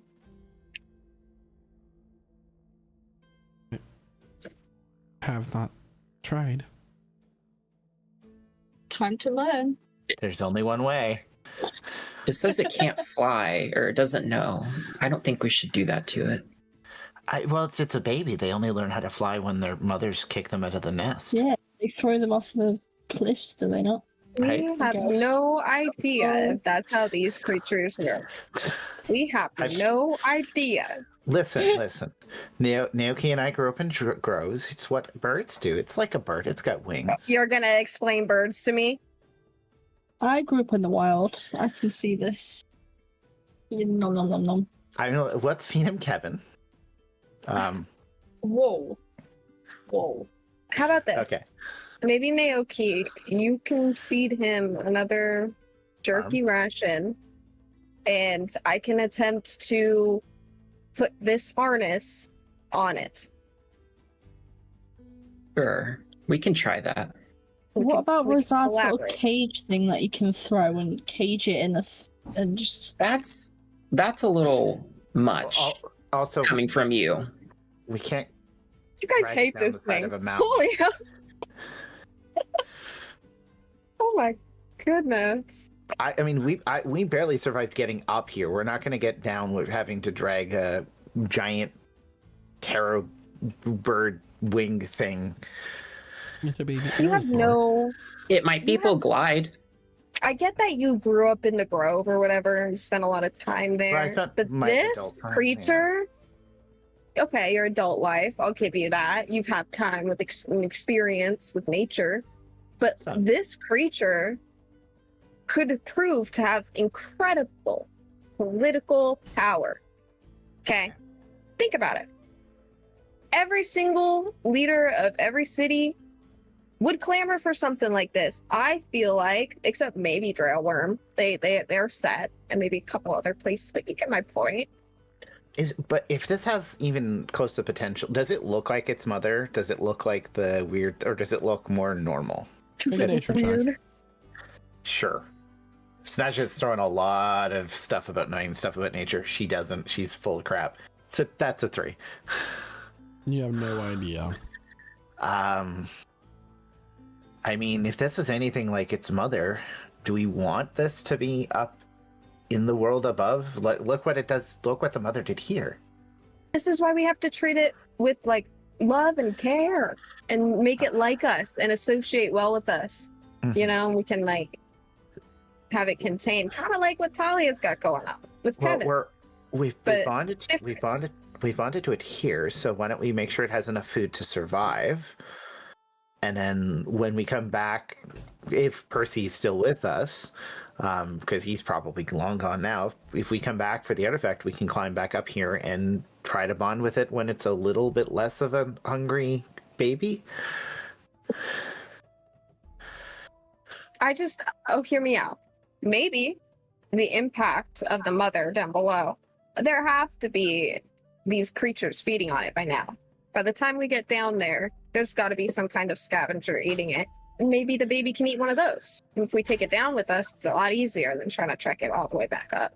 We'll also then have to watch it during every watch to make sure it doesn't finish its snack on Naoki. It'll be I'll okay. just wrap it up. It's starting to nip a Naoki. Ow, It's good. ow, ow. It's good. Emily will like tap it on the head. Nuh-uh. I'm also gonna throw it a ration to keep it occupied. Don't smack it. Don't smack Where's it. that? No smacking, just tapping. No. Can you No be biting. the voice of reason here? What do you think we should do? What do I think we should do with this wild animal whose mother we just killed? Mm-hmm. I think This we should isn't- leave it. It's none of our business. Well, it says it wants to come with us. It's a fucking animal. Did it say that? Me lying. Make a deception check. Me when I lie. Oh, Anybody that's a who good has a deception. passive insight less than 19 believes Naoki when he says this. Damn. I mean, but even if it believes that, is it a good idea for us to take it with us? We just Okay. killed its parent. It's our responsibility. You That's just made it an orphan. that's the kind of thing you do. Then you should be able to sympathize with it, Talia. I was about to say. Talia's No, literally 'cause agreeing with you. I was gonna say the exact same thing. Listen, Oh. Talia, based on the disrespect you had, you need to completely change your opinion here, because he obviously does not respect you. My bad. That was some You know- serious shit. What I'm hearing, right? We killed its mother. That was gonna happen regardless. What I'm hearing is that we fucked up one way, fucked up further. We don't need to let this hinder our journey much more. Listen, I understand you want to study. It might get you a promotion, a raise. Listen, I understand that part. I love money. You love money. But I'm totally fine with just leaving it here. Or better yet, we get some food. And nothing goes to waste. Doesn't die a slow death up here. Yeah, I'm not doing that. We're taking you with us, as he like keeps nipping my fingers. All right, hear me out. Maybe we can Who's gonna strike a fucking eat you? compromise. It's gonna be Maybe all we of can. us. Maybe we can take it with us as we go to look at this artifact that Percy wanted to look at. And We're if gonna it causes us issues, if it's hard to handle, if it tries to eat my OP, I'll let you do whatever you want with it. Listen, But if it's not causing problems, maybe we could revisit the idea. So, here's the two-part issue here. This is a giant flesh-eating monster. We have 12 days to complete our objective. We don't know how long it's going to take us to get out of here, how long it's going to take us to go to Drailworm, and how long it's going to take us to drag a literal flesh-eating primordial monster that may be the only thing maintaining the ecosystem in this place. And by removing it, the last child of this primordial alpha, we may be dooming this place. Naoki, you should care about this. I do care about this. Maintaining can bring it- balance does not mean kidnapping something for pleasure. But we can bring it back after it's gotten too big to be up above Okay. in the overworld. So we don't know anything about how these things act as they grow up, right? Right. Listen, I could raise a schnoggle from a schnuppy. It's so easy, right? They've been bred, domesticated, and it's something that there's books about. This thing, we don't know what this is. And we, like Sinasha said, we had 12 days. My question is it just a little statement.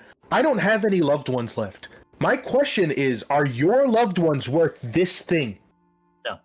Potentially causing us trouble. I could also argue have that my no loved ones mother left. would want me to you know. Your mother who loves her bird more than you. Yeah, she would want me to pursue this opportunity, you know? You don't. So what you're saying, we're at a little bit of an impasse. So you're willing to risk. It doesn't have to slow you guys down at all. I'll drag it with us. I'll wrangle it if it starts attacking. I can talk to it if it starts getting a little feisty. That's worked out well Yeah. so far. We are team support this thing. We don't have to take it up into the overworld with us yet. I don't even know if we can. Planning to get out of here. We according to Sinasha, we need to get out of here and come back after we finish the job to search for that artifact for Percy. Okay. But what So if this we thing need- grows up and we haven't tried to make friends with it, and now we have another mother on our hands? Then we kill it again. I'm not doing that. Well, we didn't have to kill it this time. We only came up here because it took the person who has been our guide. We chose to come up here to help it. We know where we're going. We know our exit, and none of our plans came up with kidnapping this, except for Emmeline, who did talk about it before, but I thought that was mostly a joke. None of our plans involved dragging a giant flesh-eating monster. I expect it to be alive. I expect Yeah, it to okay. be in the egg. Hold your arm out, and if it doesn't bite you, it can come with us.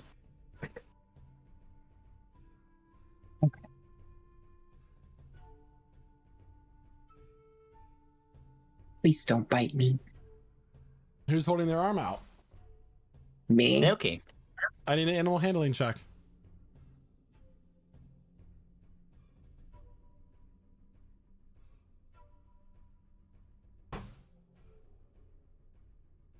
I'll give 16 you hit. food if you don't. Yeah. It immediately snaps down on your arm. 7 points of piercing damage. Look at that. That's gonna get infected. That's how bad that is. 10 minutes have It's- passed, by the way, during this conversation, so animal handling wore off. Just speak with animals, yeah. So Oh, that's fine. while this conversation's happening and while Naoki is being bitten, can I look around? Is there any...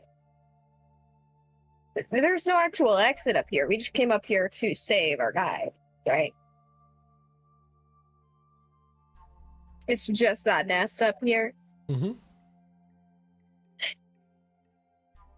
So, have we not proven our point? We can come back. If it is still tameable, we'll tame it. When we don't have a timeline where people that we care about are going to be hurt.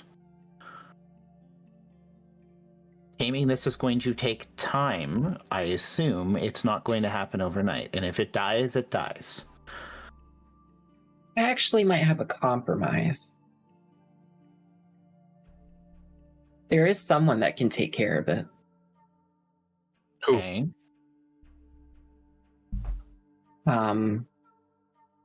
That freaky chick that lives in that skull. Forgive She's me. terrified of these things. Zorna. Zorna, that's her name. Thank you. She can take care of her. So, if we Or want to do Emmeline's Featherfall thing, is there enough of us? You can take the creature, get it down there.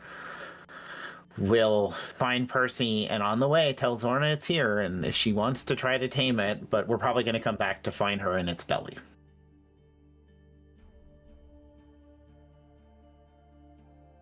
I'll teach her how to speak with animals.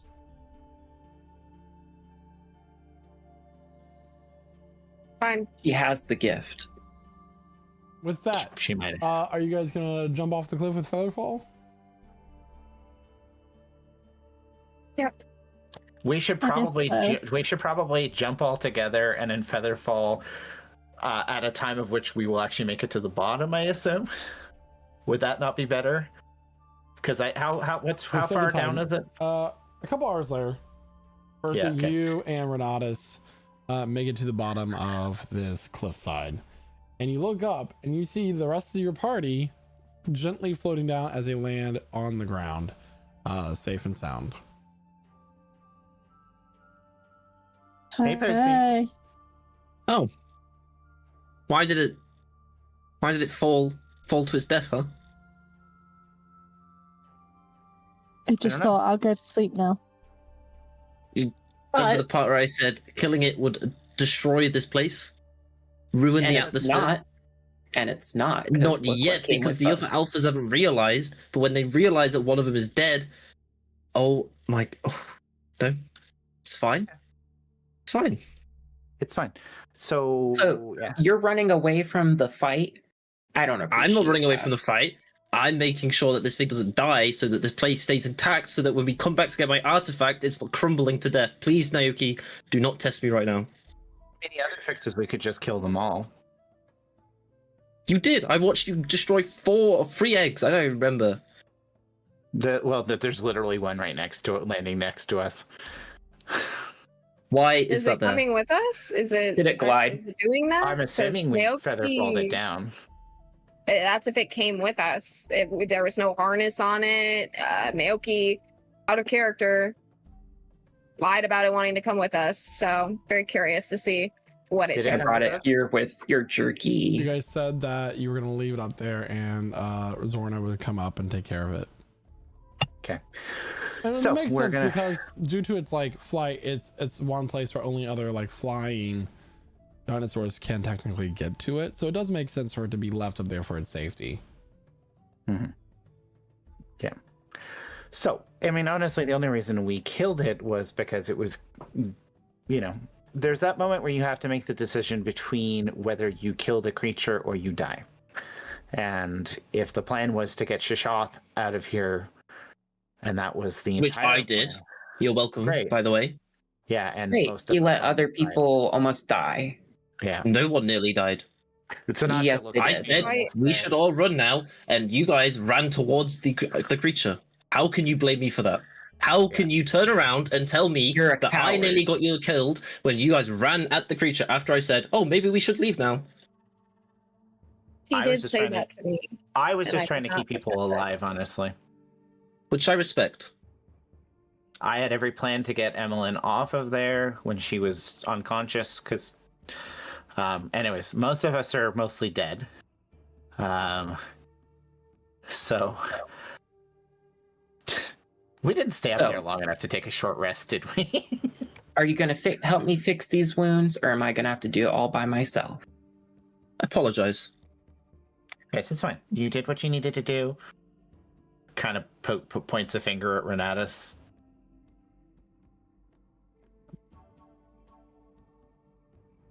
Shishoth, you're okay?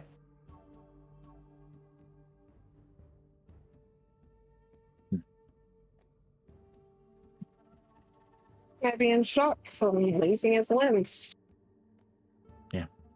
He's breathing at least. Yeah. If we wait here He's 10 in and minutes, out of it. I He seems very. can help you guys. We should probably drop him off with Zorna as well, unless we're gonna backpack him the whole way. I mean, I can probably carry him a little bit easier than some of you. Just to I say we rest here clarify, 10 minutes, and I can help heal you guys, and then we move on. Yeah, and then we get to Zorna's skull cavern. We get a little bit of healing. We take a little rest, and then we go to the exit, which you know where it is. Right, Percy? You told us you know where the exit was. And then we're going to go up top, do the thing, save our loved ones, because we have 12 days. Then we'll come back here for your artifact. And then I'm leaving you guys. I'm going to spend 10 minutes casting Prayer of Healing. And I'm going to choose everyone here. So Razad, Emmeline, Sinasha, Naoki, and Talia. You guys getting the benefits of a short rest and also gain 2d8 healing. So you gain 4 healing and then the benefits of a short rest. The benefits of a short rest as in we can use our hit dice. That would be one of the benefits of a short rest. Okay. So, Just if fun. you wish, if you were named, how many? You said it affected who? It's up to 5, so it's everyone but me. All right. and Renatus, everyone but me and may mark their character sheets for a short rest if they so choose. Well, you all mark your character sheets. You may decide if you're going to use your hit die or not.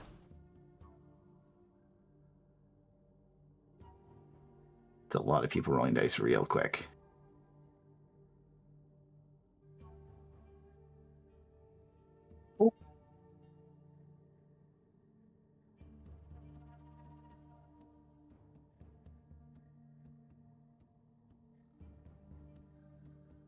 We talk anything while we're going to do the dice? Anyone want to have a conversation?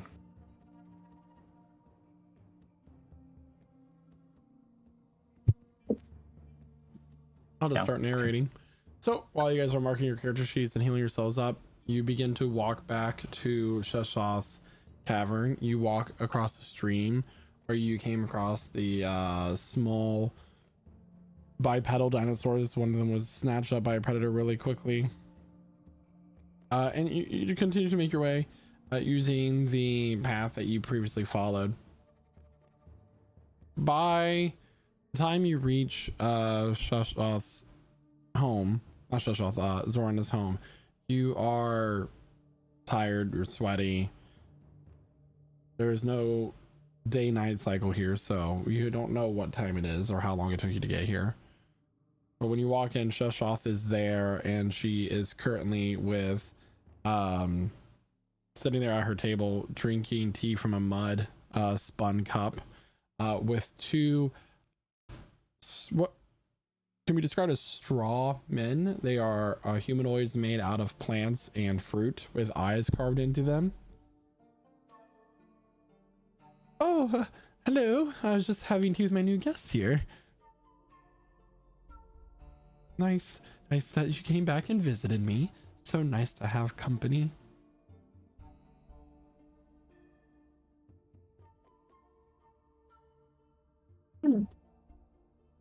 Interesting. Like literal men of straw. Made with like the jungle plants and stuff. They're like dolls, scarecrows. What's happening in here?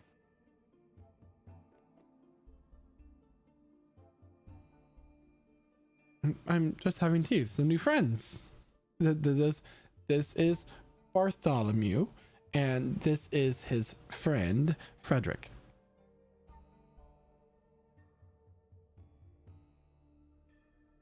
Okay. Hi, nice to meet you. Well, Art and Fred. Okay, good to know. More hands, the better, I assume.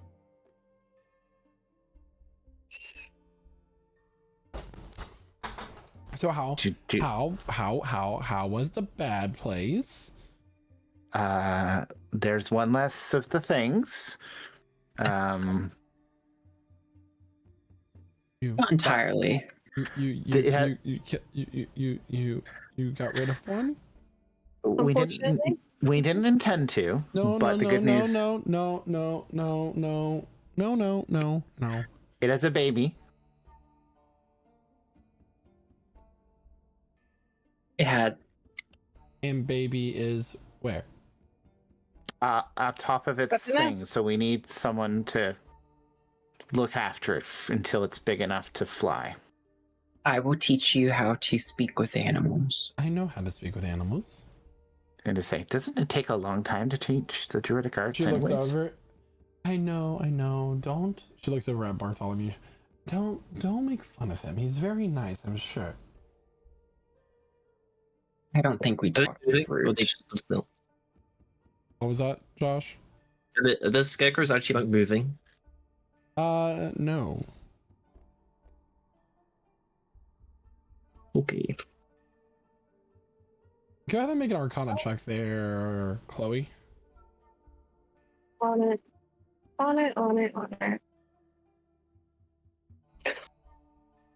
It'd be real helpful if you could maybe take care of it for us. On a check is 26. You're getting a faint whiff of magic in the area, and you guess that she's actually literally speaking with these plants that she made these straw men out of. So technically they are sentient and she is talking to them.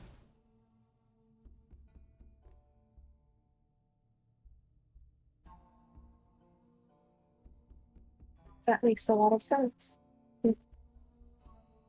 I will consider it, but we have to make sure it doesn't leave this place before it gets too big. Once they get a certain size, they can't get out. So that's good. We need to keep it alive and safe. To maintain the balance, right? Yes. Percy will whisper to whoever's closest to him. Are we leaving Sashoff here? Sashoff knows the way out. So do I. No, he knows the way out once we get to the caverns, though. You have man with no arm or one arm and no legs. It's the same one that you saw before. He's Well, really hurt. Put him on the table and I will start to heal him.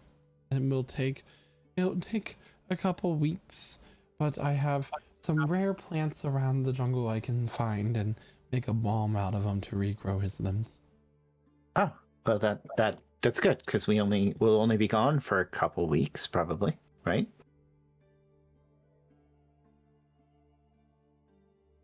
That's the Then we- time sure. frame, I assume. What was it? Do we have a specific day on that? 12 days. Less than 12 days now. 11 days, 20 hours, 53 minutes, 17 seconds. I made that up. I don't know exactly.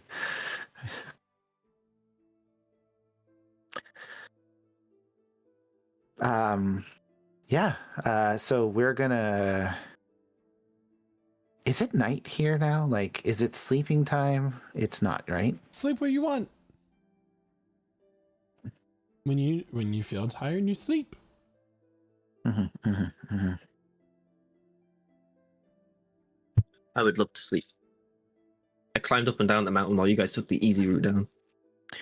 Well, if you waited for us.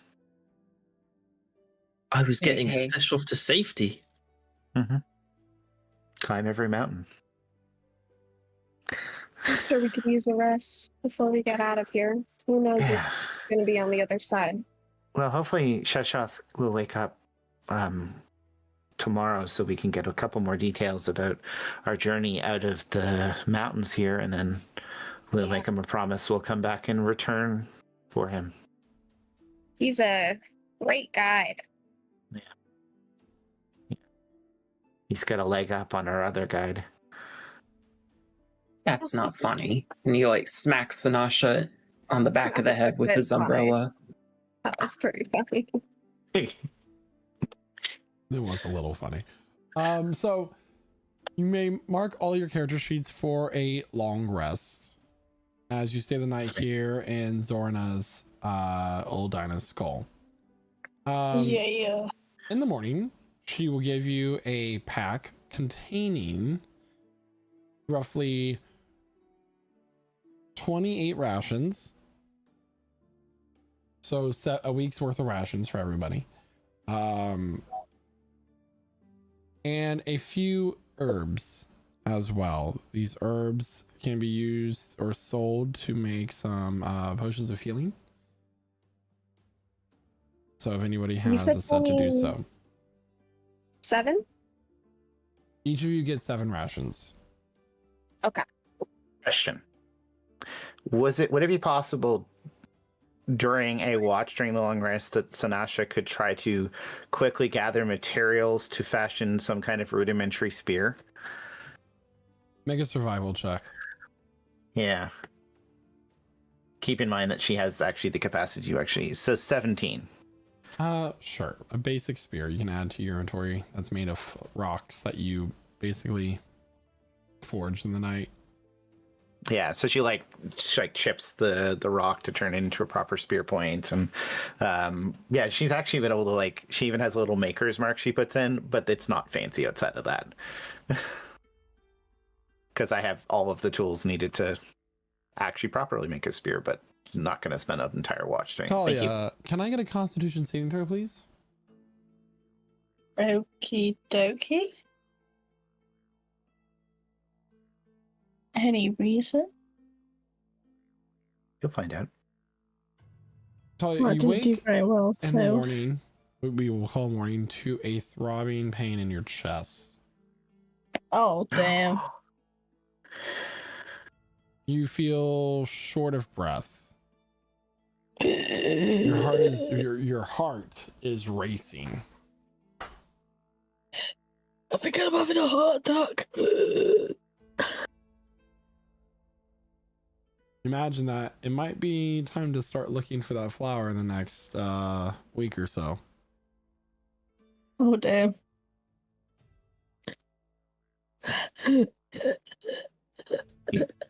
Guys. Talia? Oh my god. Are you My okay? heart. What's wrong with your heart? I don't think I've got long left if I don't find this flower. Sorry. Did you guys explain that to me about a flower? What's going on, flower-wise?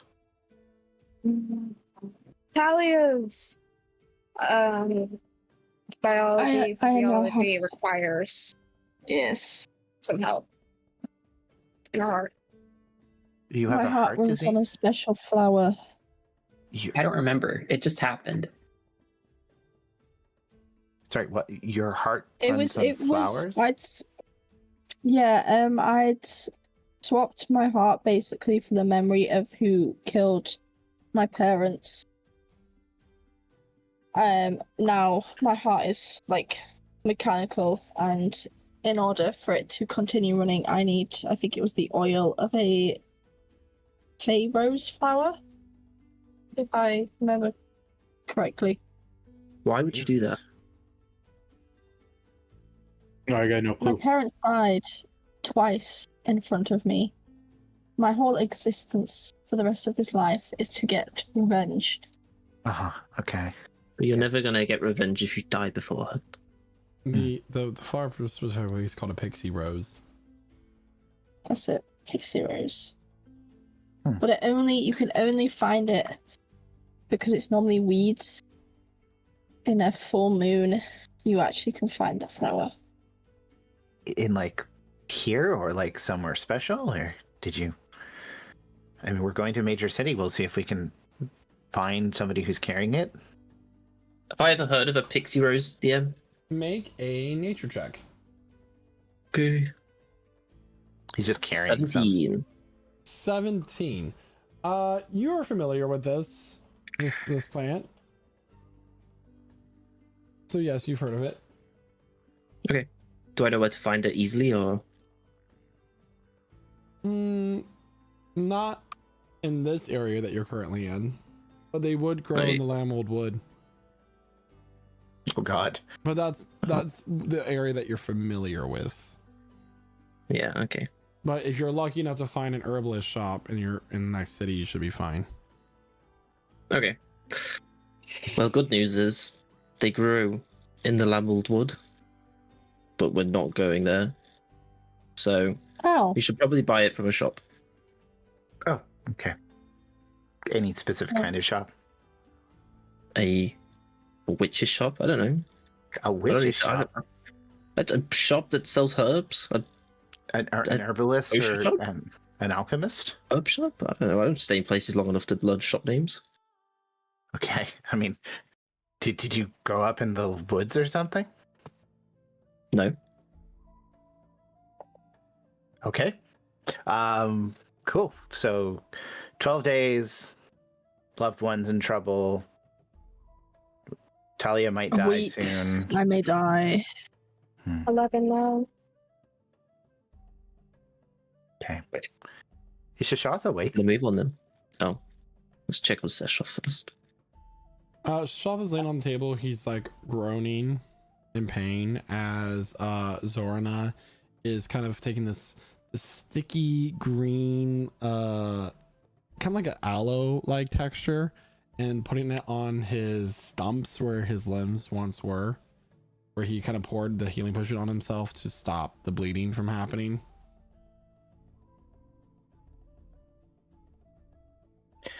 Hey, Shashath, you focused enough to talk? This was not my plan when I came down to this journey. Yeah. So we're gonna leave. It's gonna take her a couple weeks to heal you.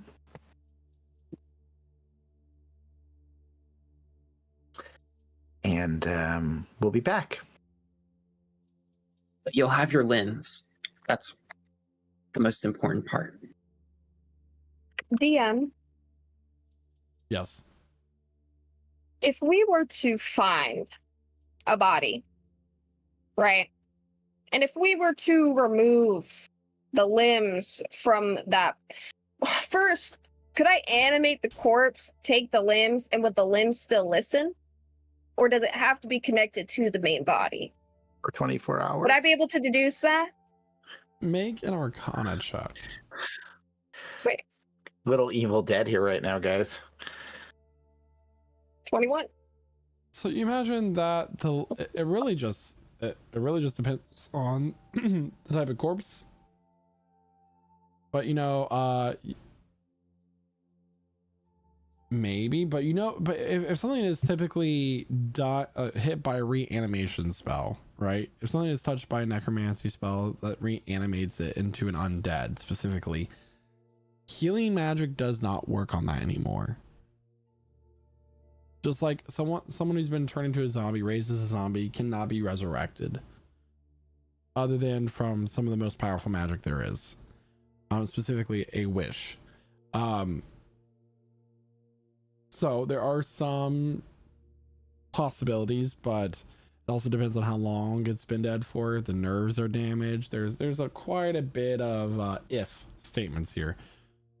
But you're aware of a spell that very rarely is known by clerics that does allow the regrowth of limbs.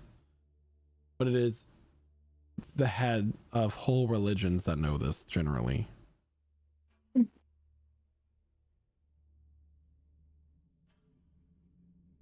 Okay. This is good to know. She doesn't express that out loud. Nope.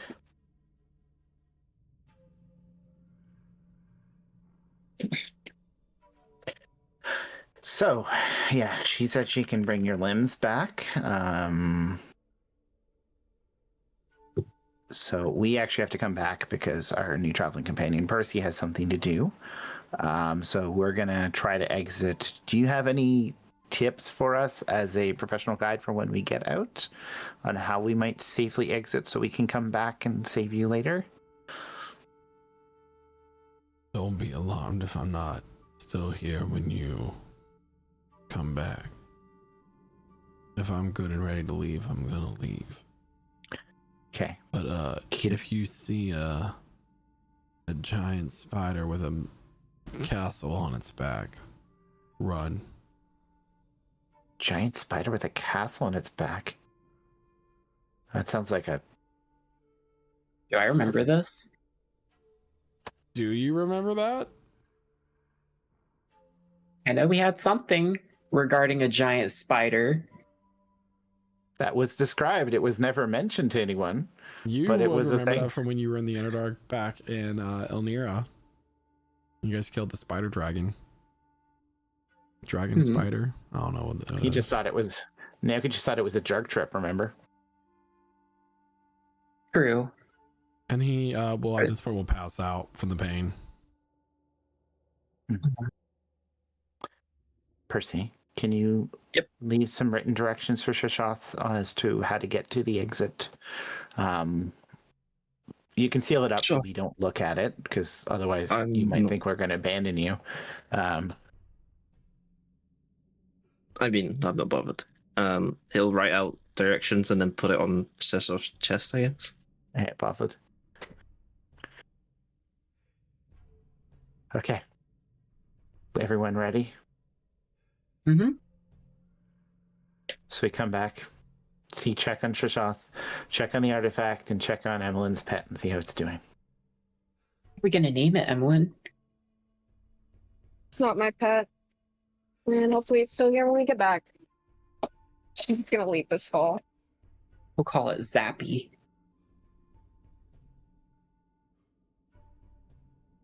While I'm out here Zappy. looking at the nature, is that big old Brontosaurus visible anywhere in the distance?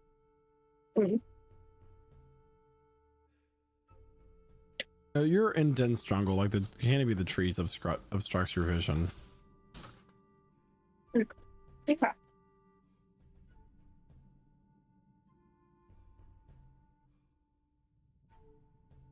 Okay, let's set off then. If no one else has anything else to say. Thank you, Zorna. Thank you. Have fun talking to your friends. Thank you. I will, little bug.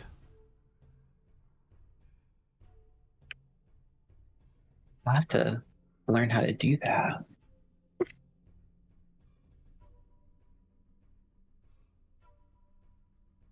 You can't do that? Not yet. I don't. Skill issue, I guess. Oh, Oh, She would not know that reference. It was actually started here. It just passed on. My world. Yeah.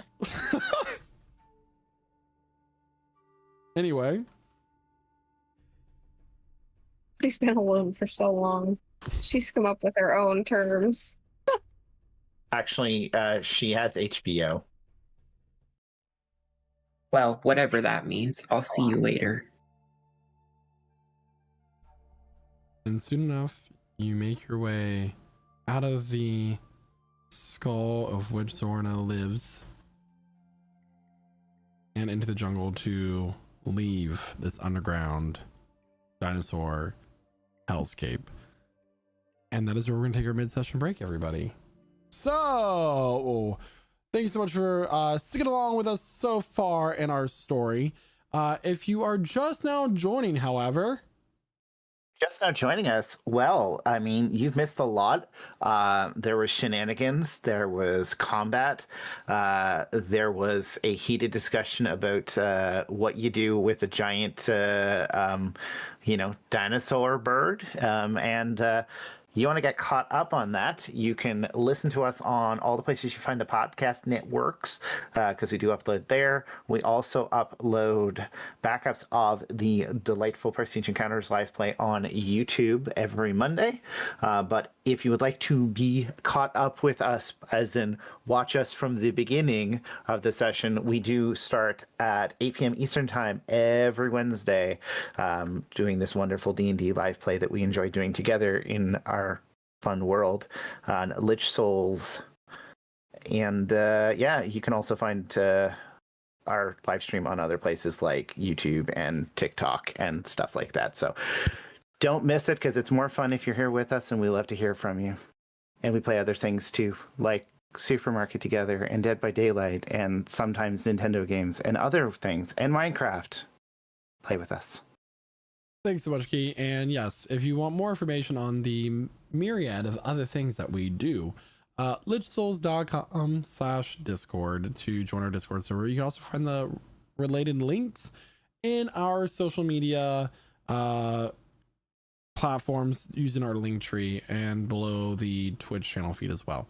So with that, everybody, we'll be back here soon. Give us about 20 minutes to refresh ourselves, and we'll be right back with more adventure. Thanks.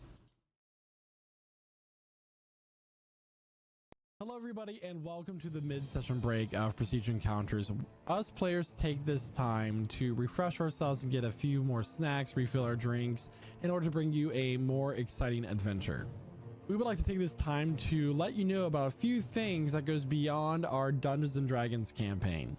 First and foremost, we have a Discord server at lichsouls.com/discord that you can join and then play a wide assortment of games with us, like Dead by Daylight, Sea of Thieves, first-person shooters, and more. The games we play together change as time goes on and new games are released, and you can join our Discord for more up-to-date information. You can even join us every Tuesday for our community game nights. If you have Amazon Prime, you can subscribe once a month to one channel of your choice for free. Here at Lich Souls Gaming, we have streams that go beyond Dungeons and Dragons. Throughout the week, you can catch me live playing an assortment of games and even use your channel points that you earn during the streams in order to affect what happens in the stream itself. We have over 20 static and animated emotes that our subscribers get to use in our channel and other channels as well. So hit that subscribe button and join all the fun.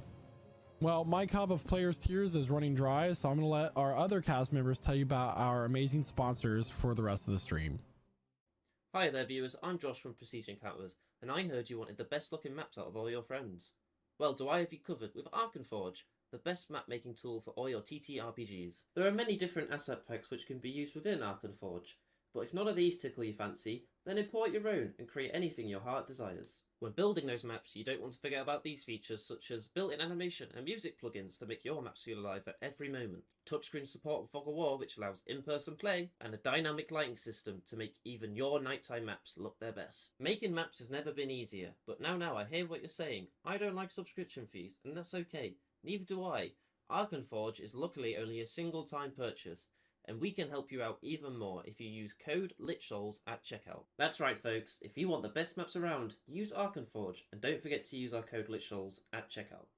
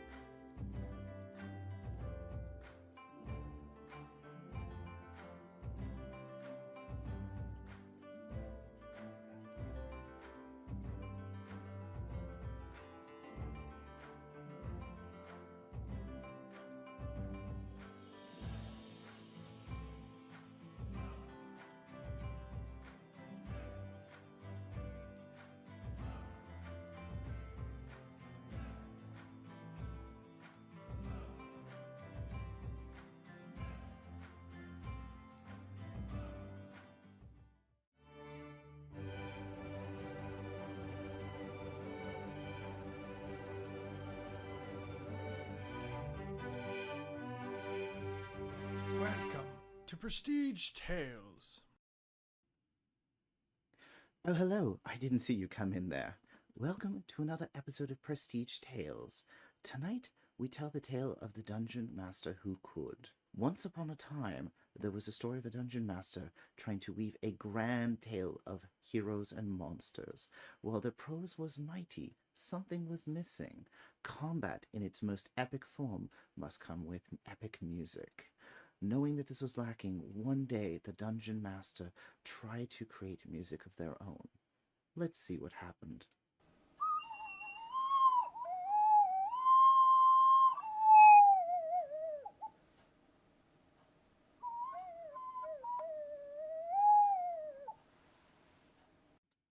A moment meant to be the culmination of their tale instead became a tragic end. Ashamed, the dungeon master walked off into the sunset, never to be seen again. The moral of this tale: be the dungeon master that could with Midnight Syndicate. Yeah, and you all hear an angelic choral movement surrounding the Casimir, which does not fit this music that's playing right now, which is fine because it's lovely music. Midnight Syndicate are a talented musical production group creating gothic, horror, and fantasy music from your role-playing game at home. Don't be a natural 1, roll a natural 20 with Midnight Syndicate. These absolute legends can be found at www.midnightsyndicate.com on the YouTube, Alexa, Spotify, or Apple Music.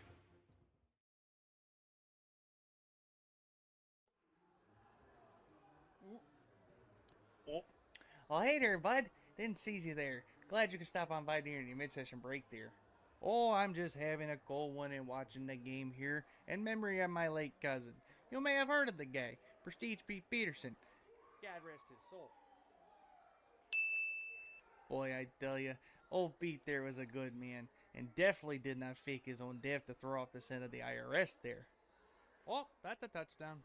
But if old Petey were here, he'd want me, his cousin, Lich Souls Larry, to tell you all about the incredible merch over there at the Lich Souls Gaming merch store. Every bit of merch you can think of to help support your favorite D&D stream. They got such things as t-shirts, hoodies, mouse pads, stickers, and so much more. So head on over to lichsouls.com/merch and pick yous up some merch there today. Well, I better get on up out of here and let you get back to your mid-session break there. Let me just find my coat and oh, when you know it, I'm already wearing it. But before I go, you know, I got this nice casserole back at the house if you want to come on by and take it home with you. Wouldn't be no trouble at all. You can just bring the container back at your earliest convenience. Let me just try to find my coat here and oh, still wearing it. Oh, jeez. I swear my mind these days, it just ain't what it used to be. Speaking of losing their mind, you know who died recently?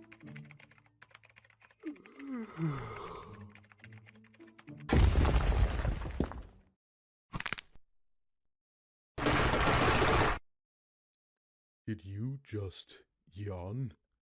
Yes. Tell me, son, what have you been drinking to keep yourself hydrated and energized?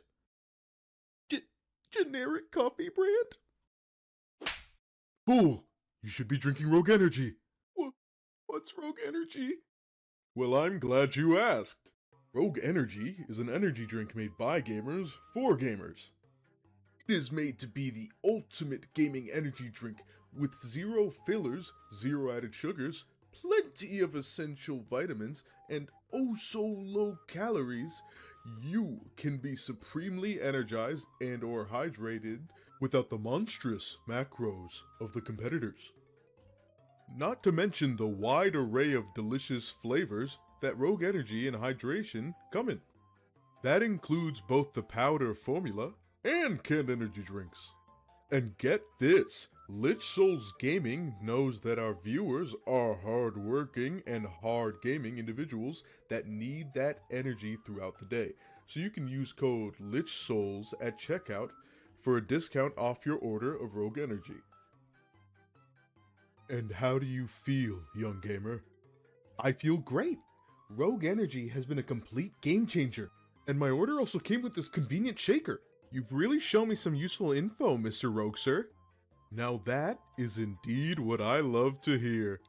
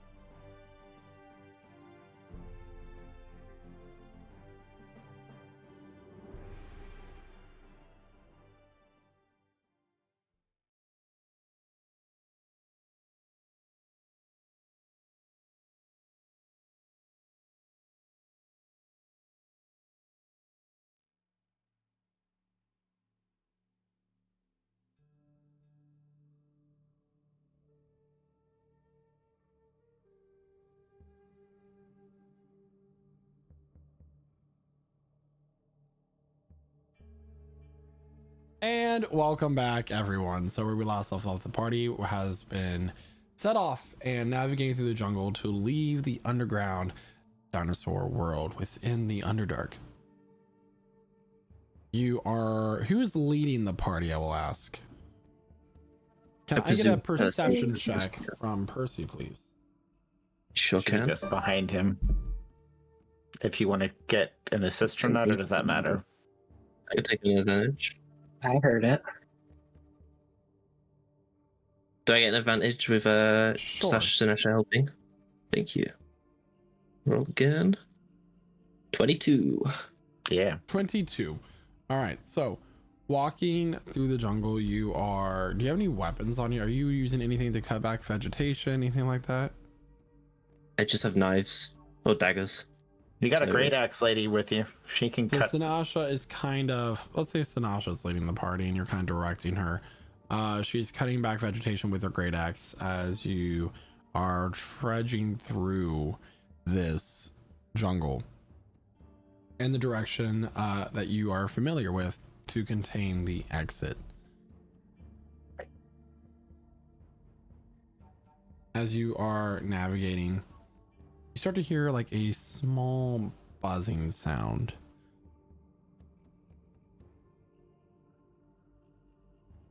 Can anyone else hear that?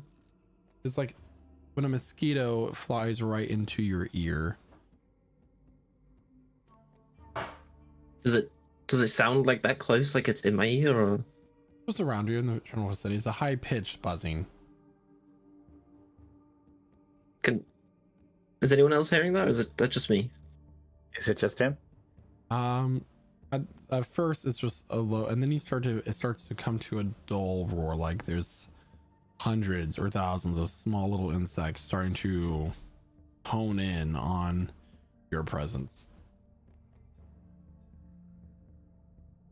I think we should run or hide. I think we're being tracked. Is there? So they're just like insects buzzing around us, or something worse? You don't know. You don't see where this buzzing is coming from, but it sounds like a swarm of insects is coming in your direction. We should. Hi. Emmeline's gonna kind of crawl into like a bush if she can. Okay, make a survival check. Okay.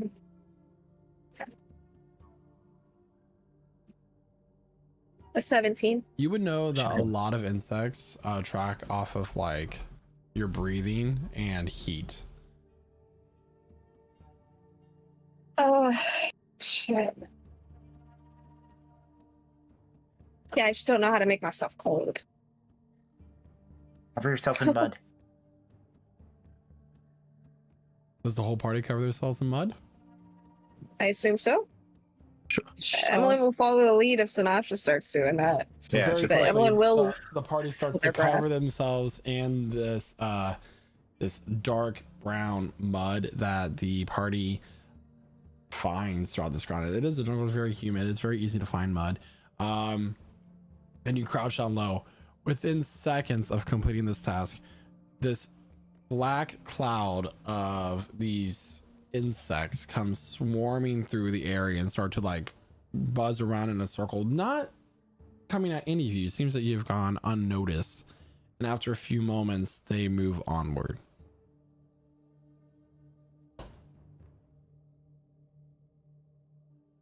That was close. Emmeline's taking big, deep breaths. Something to keep aware of.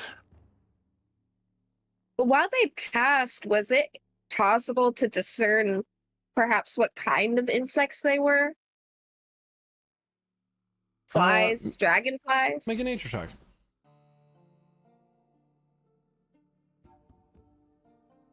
Five. I have no idea what kind of bugs some this. type of small flying insect. They look sort of like mosquitoes, but some of them, like, they had a little bit of red coloration to them. But other than that, you don't know. Sense.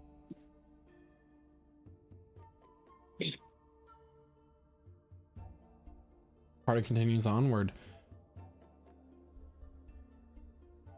I think we should keep the mud on, by the way. Maybe even reapply. Yeah, because it Later. will kick off over time.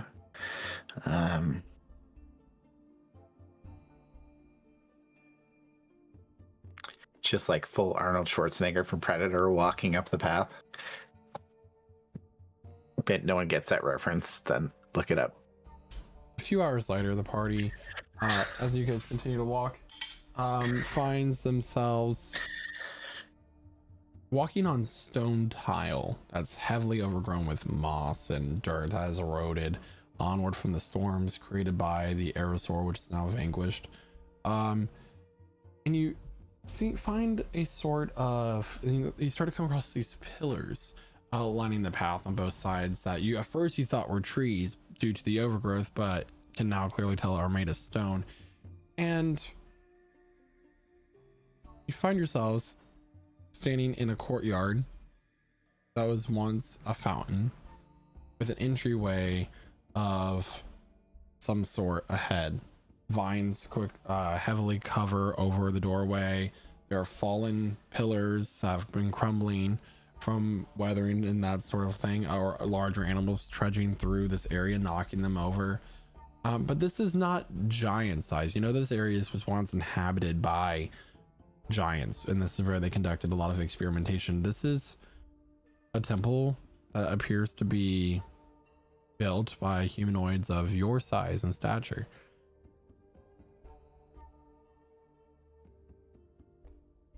Can I look around to see if it seems to be a temple dedicated to any of the gods? Go ahead and make a perception check. Sorry, a religion 25. check. That's all. I'm gonna say religion. Oh, I'll let you use your 18. Your roll of 18. oh okay, 18 then. All right. So looking around, you notice that there are these circles with flames surrounding them, and as you kind of get a gathering and like you get a sense of direction of this temple, you find that you're actually below the stone in the ceiling directly, and you put together that this was a temple of the twin burning suns at one point.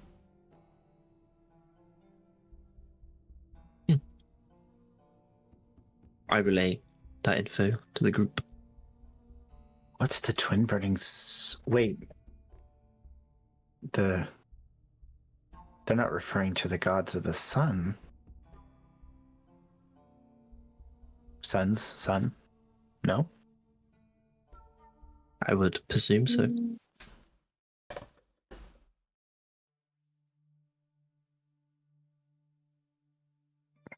I don't know what it means, but it's kind of cool. I mean, I don't know anything about religion to speak of, so you seem like the expert. I just know about Tara. Aren't one of them? Isn't Alnor dead? Silnor. Sealnor's? Okay. Alnor's the one that's still kicking. Yeah.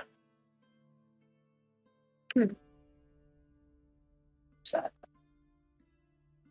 this proves that it was made before that event happened in history, but I'm not quite sure who would have made this. And one's kind of looking around at these pictures and carvings. Does it match any of the symbols of the gods of the sun as we would know in the modern era? A lot of temples were built prior to well, not in Elnira, but prior to the death of Seonor. They're very ancient, but the symbology is the same. One is a circle with a flame coming in on the inside. The other one is a circle with the flames on the outside of it. Okay, I was just wondering if it was like an even older version than what we would normally see, like a prehistoric version of their markings. And right now, this so is looking all at outside. There's still an entryway as well. So, yeah. Do we move I forward? wonder. Yes, I think so. But I wonder if your artifact, Percy, I wonder if it has anything to do with this. This doesn't make sense to me, right? Why would an entrance this size be built in a land of giants? The only explanation that I can possibly think of now is that before the barrier was up, the gods could give gifts to people, and these worshippers were so highly praised that he gave them the gifts of giants. I mean, or is this just a temple for the servants of those giants, which were smaller humanoids? Possibly.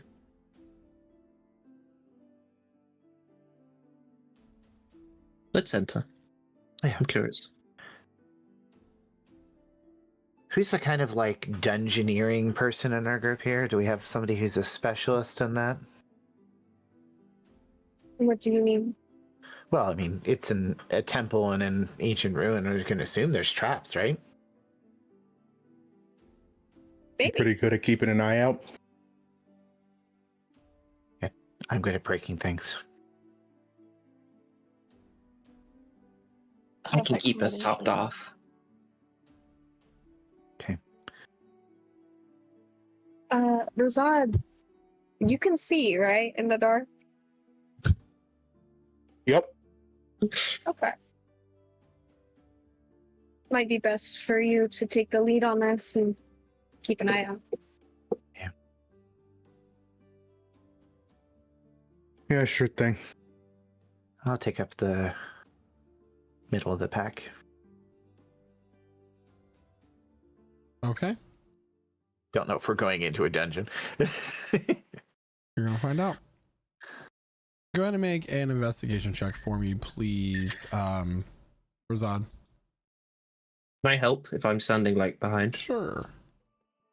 Everyone will be Cool. in the back of the group just looking at stuff as we walk by, taking notes. Investigation with advantage. Doing the occasional impression. That's a minimum 17 roll, yeah. All right. So you begin to walk into the entryway of this temple, and you notice that the first thing you notice is that there is a series of mirrors embedded into the sides of this hallway that are either heavily dirty, or there's stuff like that's caked onto it, like plant matter, but there's no traps to stick out to you. After about 30 feet of hallway, it opens up to a larger chamber. There is a statue in the middle of some sort of humanoid with its head bowed and its arms crossed, standing on a plinth. There's two braziers, one on the left and one on the right of the statue, in the circular, we'll say octagonal room to make it more geometrical. And there's a mirror, not a mirror, another plinth, we'll say, with a quartz-like crystal that is multifaceted in front of the statue as well, directly in front of it on the center. What does multifaceted mean, sorry? It's like so like imagine a crystal, and there are faces of the crystal. Yeah. So there's multiple faces of the side of how it's been carved. Specifically on one side there's two, and on the other side there's a third, so it's triangular shaped. And the flat face is facing the hallway.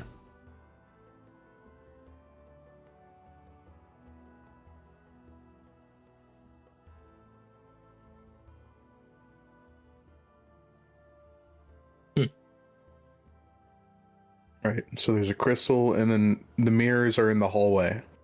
Mm-hmm. And there's two braziers as well, unlit. Is the room is not terribly lit, I presume? It is dark. Can we presume? And there's also a lot of overgrowth and everything. So, how close is the first mirror to the entrance where the light would actually be shining in? I'm sorry? How close is the first mirror to the entrance of the temple? So we're gonna go back outside and look. If it's not too far, I suppose 30 so. feet. 30 feet. Yeah. So you go outside and you look, and you actually, that fountain that was in the middle of the courtyard, Mhm. you get a closer look to it using your same investigation check, and you realize that that is actually a mirror that is directly under the stone in the ceiling of this cavern that is heavily overgrown. And you begin to guess that if you were to clean off these mirrors and some of the plant matter, it might reflect and refract the light into the braziers. Hey, everybody, we should clean off these mirrors here. Hey, that sounds We're fun. gonna turn into giants. No, it's mirrors. I'm assuming reflecting light, right? Or is that? Oh, That's what I'm guessing. The only reason why there'd be this many mirrors lined up and some big, brilliant crystal in the center. That's how it seems to me. A puzzle. Or maybe it wasn't a puzzle before, but now the overgrowth got to it. You know. That does make a lot of sense. We start to rip the vines and grass and overgrowth off then? Yep. Okay, let's get at it.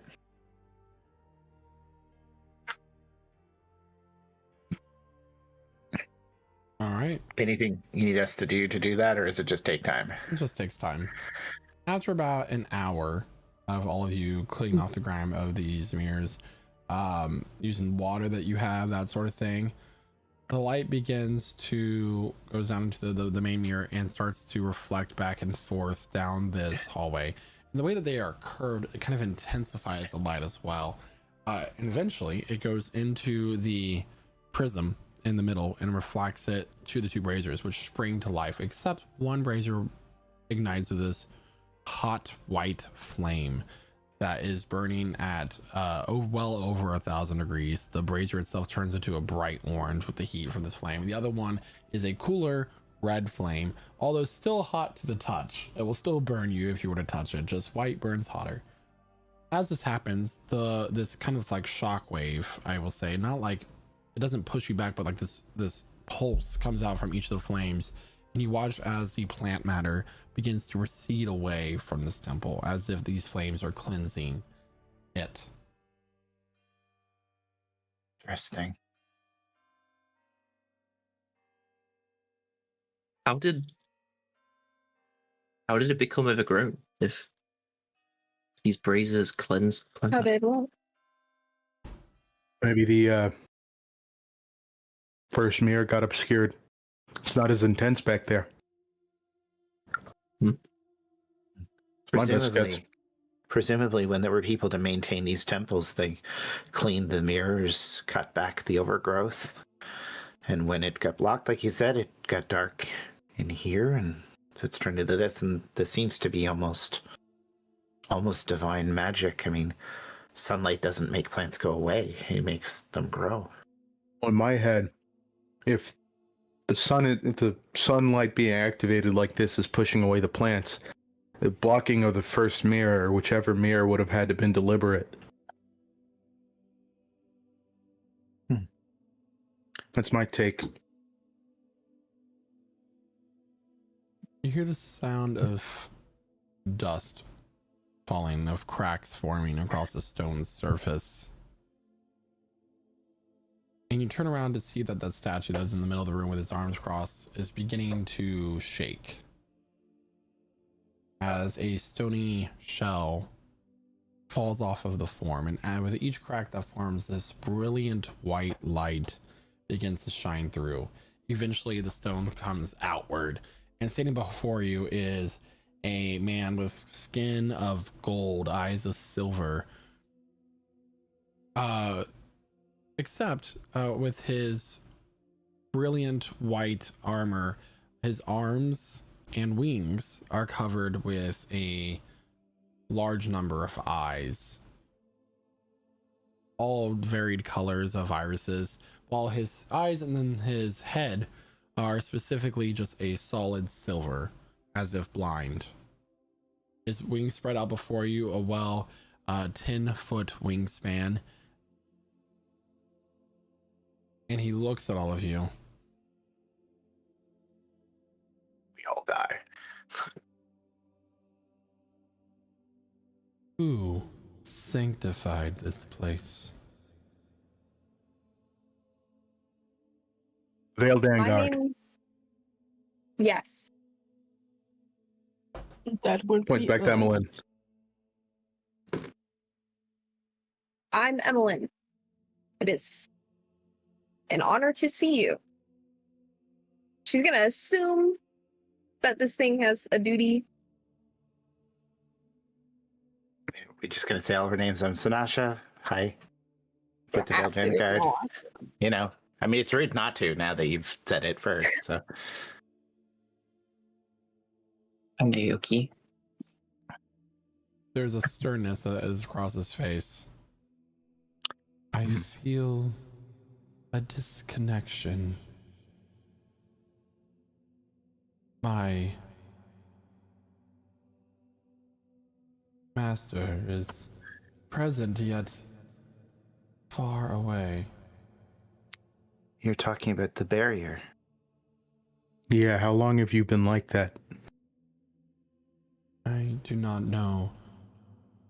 I am Zorindale, a constable of devotion.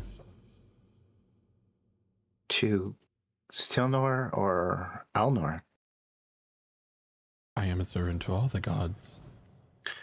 Okay. What about the new okay. gods? Yeah, there's new gods. And one less of the old gods. At least.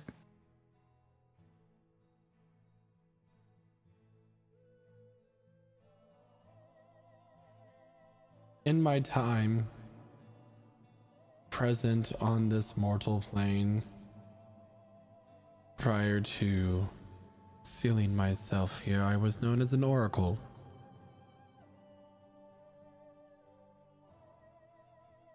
My eyes see many things, yet part of me feels blinded.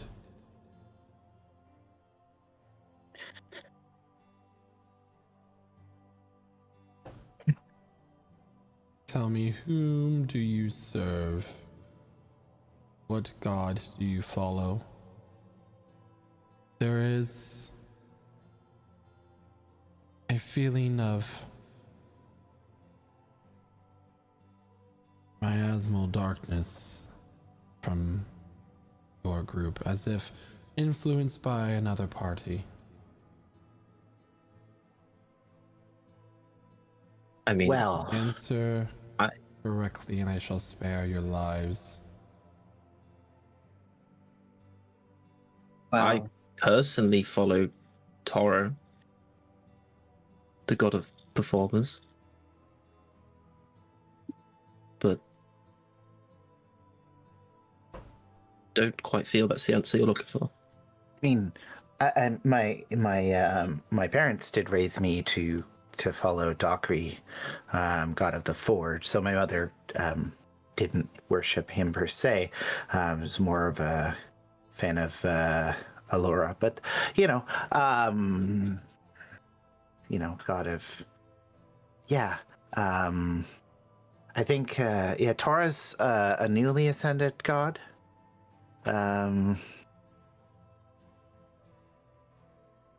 Recently, so the Tower of Allura kind of fell, I guess, and things changed.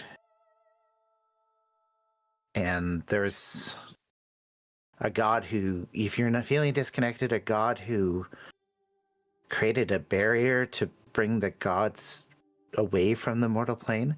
Renatus here worships. Oh God, sorry, I'm not good at this. Ilnia? Ilma? And Grotrea. One of the two? Yes. Both of the goddesses. Well, yeah. Yeah. Something happened. Yeah, he's a devoted worshiper. We're just Myself have only offered prayer ever to Caius and Revelor, but I wouldn't exactly call myself a very devoted worshiper. Revelor's another new god. Yeah.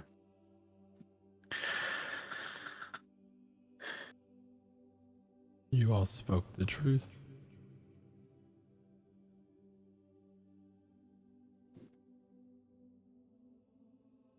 Tell me, what brought you to this place? What is it that you seek? We just sought passage to Drillworm. I personally came for a different reason. I wished to gain power to help other people through an artifact that I learned about. I mean, I really came here just to help protect this one, which points at Naoki. But we have to go to Drillworm to break the hold on something that won't release itself unless we do something.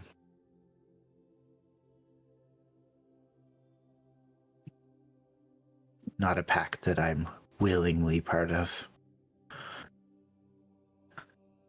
Not come here for the heart? I have no desire for personal power. We are here on our way to somewhere else. We ended up here by pure Mistake. mistake. Yeah, that's a better word than I was thinking of. I believe this heart you speak of is what I seek. He begins to walk out of the temple down the hallway. Do you follow? Yep. Yes. Yeah. He gestures to the sunstone embedded in the ceiling.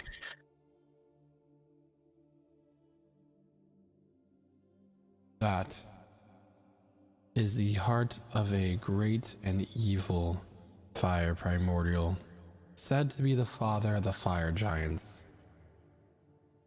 Ooh. He brought cinders and ash to the land above until my lord Sealnor slew him and his heart came crashing down into the surface of this world, creating a massive crater, thus giving this land, this earth, heat within the soil. So, right now, are you saying we're under the world kiln? Is that where we're at? If that is what the mortals call it these days. Is this thing being held by the power of Sealnor by any chance, or is it just dead? Because It is the still beating heart of a once powerful and terrible being. okay, He was known as Bjorn. Am I Bjorn. allowed to take it? It's literally a massive. Is it huge? Yeah, it is a like the size of a. It's large. It's a massive stone giving off heat in the ceiling of this entire place. It's Okay. It's a small mountain, basically. If I think back to all what I've read in my book, does this seem like the artifact that was mentioned, or does that feel like a different thing? Feels like a different thing that you're thinking of. Okay, dog. Real calm. I don't need this thing. So this isn't what he was. Yeah. Zornendale will turn around. I shall offer you 2 gifts as thank you for cleansing this sacred place. The first is a vision. Your eyes close as a vision comes to you, a path showing before you, leading directly to a crevice within the cavernous wall, wide enough for a medium or slightly larger sized creature to squeeze through, but not any of the dinosaurs that dwell within that are large predators. Which makes sense as to why they have not left this place to journey above in the land above. The second gift must be decided collectively by all of you. I shall give you one truth.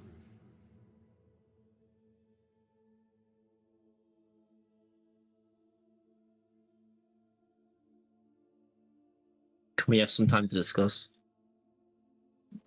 Time is ticking before the fates of many arrive. Take the time that you wish. The choices are yours to make.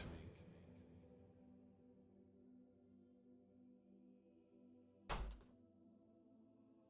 mean, don't we have a pressing side issue after we finish this and get the artifact? The entity that's coming to devour the world? Don't we want to learn more about that? The monsters What? and monsters? Huh? Sorry, you're not up to date. We really need to Or- have like a... Or we could I asked for all this information. we could ask if Cram is still alive. That's... I feel like, yeah, I don't want to. Wasteful, to be honest. I don't want to be a downer, Who's Cram? but we have this robot guy, right? Like, it was a man made of metal and wood, and he had a he, soul. He Yeah, he had a basically soul. sacrificed himself Thought they Yeah, were all dead. into the void. He Yeah, fell into another realm. I think he Mhm. sacrificed himself. That's how I saw it. yeah, he like sacrificed himself to like a notoriously soul-destroying thing. So, I'm not super confident Yeesh. that he's still alive. I still have hope. I mean, it's we can probably find that out, but like, does the like core concept of this threat to all of existence not seem something worth asking for a truth about? I think I'm it's just probably a confused little on bit more what pressing. truth we need from it. What do you think? How do we kill it? How do we stop it? Well, we need to know what it is first, because Look, do we want to back kill when it? we were traveling with Cliff, he explained a couple of things to me about these threats and why they bothered him so much. He wasn't totally specific. He mentioned mostly that he and his group were in the realms of the Dark Court, and they came across a book bound in leather, which they learned to be the skin of a dead god. And the leader of their group, of Cliff's group, this paladin, he went nuts after opening the book and trying to read it. Cliff said he was the most sound-minded, calm person before, and after the book, he was just, all he could talk about was his fears, his primal terrors, things that like got in his head. Think intrusive thoughts, maybe. But he mentioned how maybe it's a small leaking of power from pre-cosmos creatures locked away by the gods. That's why he recommended we get to a library of Allura to try and understand this more. If we could find a way to ask a question about them, like a specific, it could help us a lot. Maybe we ask, I mean- what is the monster of all monsters? Do we know where the Library of Allura is? What if it gives us a name? Yes, we know where the library of Allura is, I believe. That's not Right? good then. Yes. The general area. Wasn't I would have a clue, so that's all you guys.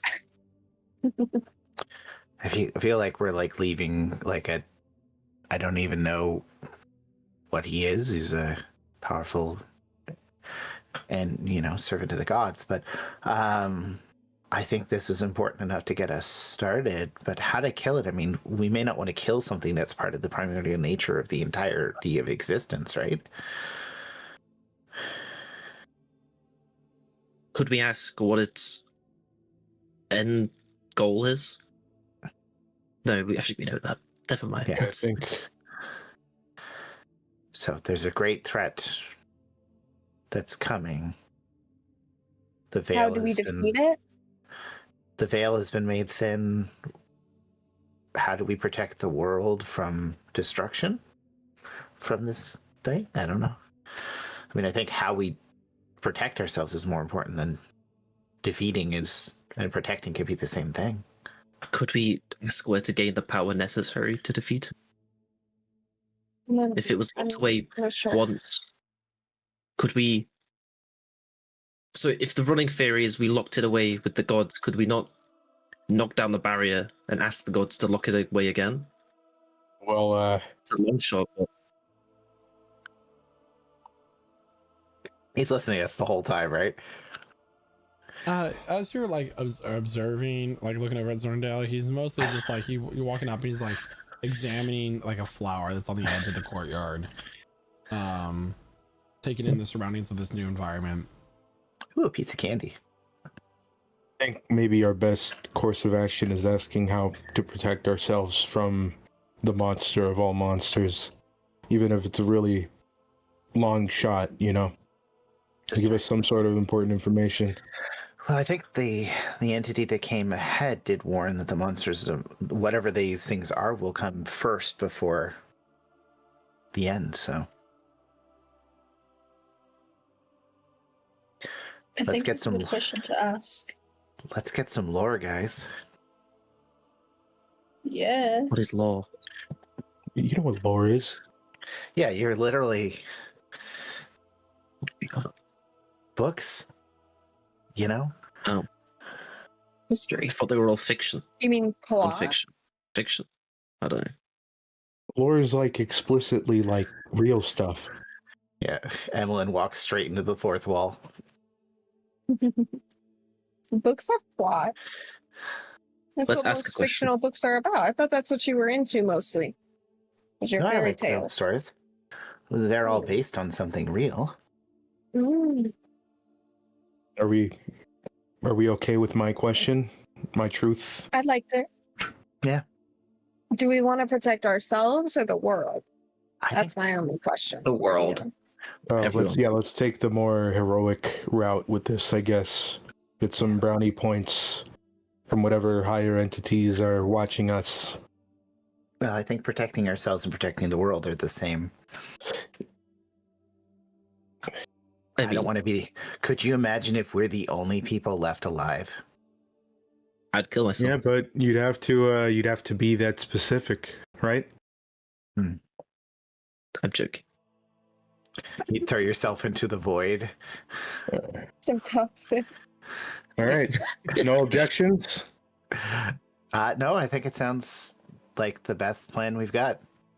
Unless you want to learn somebody's secret blueberry muffin recipe, but that seems like a waste too. Muffins aren't. I don't like them. Definitely He walks up to the powerful being before us.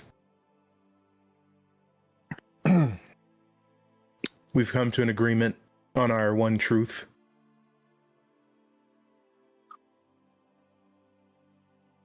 How do we protect the world from the threat that is the monster of all monsters? The power of the gods must be utilized to fight this threat that you see oncoming. However, the gods will fall without the help of mortal men. We're mostly women.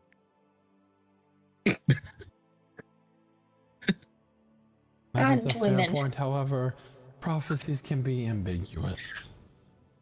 Things lost in translation. Okay.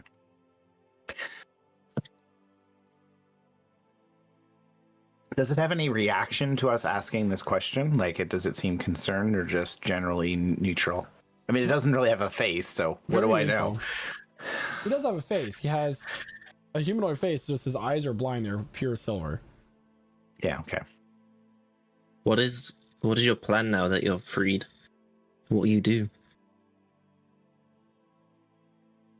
I shall maintain my post here, guarding the heart. Silnor's not Other- protected anymore. It was never the duty of the gods to protect the world. Are there more posts like this scattered around? Not here. Can you tell us where? Or I think we're pushing the one truth thing. gotta get all the information I can.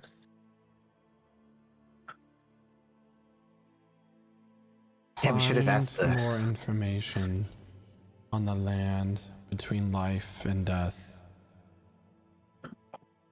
On the summit Sleep? of the mount that divides the lands, you may find a gateway.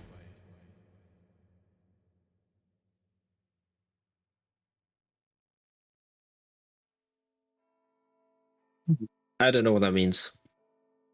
Thank you. I missed the middle of that, if anyone remembers. So many gateways.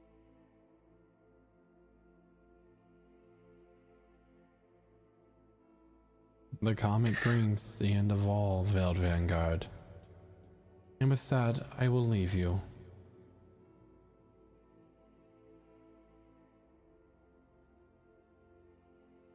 Okay, good luck.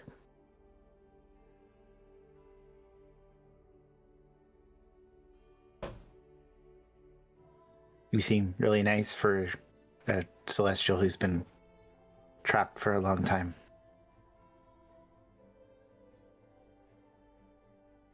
Can't judge a book by its cover. I'm not judging, just commenting. I think he asked us to destroy the barrier. That's what he Doesn't said. say. no? I know what it sounds like. Someone needed help with the gods. It doesn't mean the gods have to walk the world. Well, it said the gods would fall otherwise if we don't help. So, I think if the gods' power is to be used in this circumstance, it means the barrier is not there. That's what I picked up from it. Or we have to gain power gifted to us by the gods to be able to succeed. Maybe the gods can't do this themselves. I mean, I ask Tora for more power every day, and I It's, don't think he ever listens. so the problem is you're like thinking about your own personal gain when you worship. You're supposed to not be concerned about. Selfless. Well, I need the power to help other people. Yeah, but you need to find the power to fulfill your own wishes, right? Power for a wish. Exactly, I agree. Yes, give me the wish power. Give me the power to cast wish. Then get Please. stronger. And okay, we're gonna have like a philosophical discussion about you've been gifted with the power to gain more power by working to grow stronger. Stop thinking about just getting power from nothing. Earn it. That sounds dumb. I do quite a lot. I helped you guys. You guys were lost, and I helped you get out. I'm now going to help you with another thing. And Tora won't listen to any of it. He won't hear my pleas or cries. You're gonna like lose all of your power at this rate, man. Just So gotta he keep likes working when with you us. explain. I mean, what we're doing, we are sitting on a path that's supposed to protect the world, and you said you want to do good. Technically, we are about to do a lot of good. As weird as you may feel about running with us, I mean, Eh, eh. for a man that wanted to kill me not 24 hours ago, you've changed the tune. You know, And that- and the thing I've with just Percy- started to trust you yeah, Thanks. because you I don't because you trust you. healed me. that's fair. We should get out of here because I don't really have a point to make. Well, I think that vision was the exit. If you all saw it, I know pretty much the way there. I believe, yeah, that was the exit. Okay. But now you guys know I wasn't lying. I don't just believe you weren't lying. You just need to know, Percy. Just because the god doesn't answer, he may be answering, but his answer could be no. That's a lot of no's you be getting then. Wow. Ouch. I might need a new Nice of you. gun. You can't get everything you ask for. I mean, Yeah, I otherwise, don't feel like I'm asking for a lot. He Have- doesn't seem have to you- be I am. anything he's asking have- for. have you ever seen a child that's just given everything they're asked for by their parents? How terrible they are.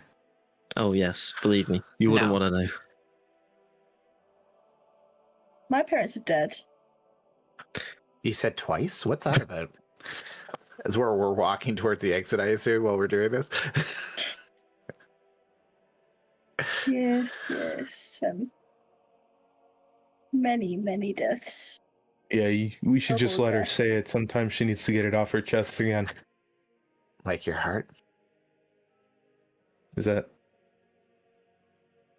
I think if I got my heart off my chest, I'd probably die. You technically You already know, did I'm get it off. still. I'm not quite sure how to get the flower inside your heart without actually getting it inside your heart, right? Well, I mean, you eat stuff, it ends up in your blood. Maybe you just gotta eat the flower. Unless someone fills it's a like The oil. a there not- syringe with it. Is there not like just like stabs a? it. You don't have like a thing you can open up and reveal your metal heart? Emily could always cut open my chest. She isn't quite the Tin Man. What? Just a little incision. Little chest breaker, you know. Yeah. And I We'll feel figure if it out. Naoki was there to help compensate for the damage, it would all work out. This Yeah, seems and I like could the study the way- flower and be able to reproduce it. That would be great. There we go. I ain't dying anytime soon. Well, maybe. Maybe we should have asked that. She's pale. When do we all die? No, you don't I- want to know that. I'd rather not. No. I want it that to seems, catch me by surprise. that's like seems like a surefire way to like make it happen. If somebody asks somebody how you're gonna die, you know, no personal experience with that, but Dying or people what? Asking Yeah. what? I don't get feel confusing. Yeah, I Let's think go. there was a guy one time in back in my city on Nalthes who did figure out when he was gonna die.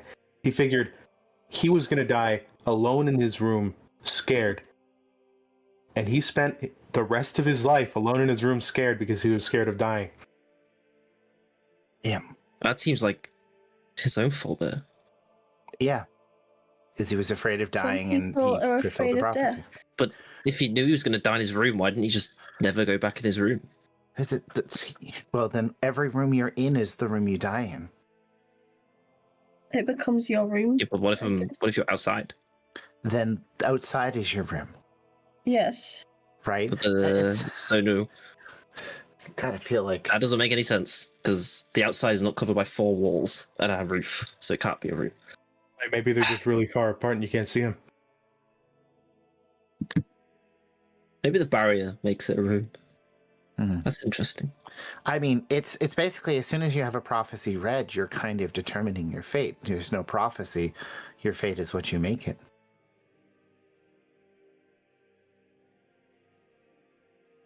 At least you can live That with is that very thought. deep.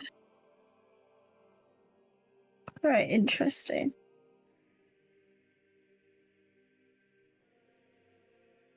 I don't know.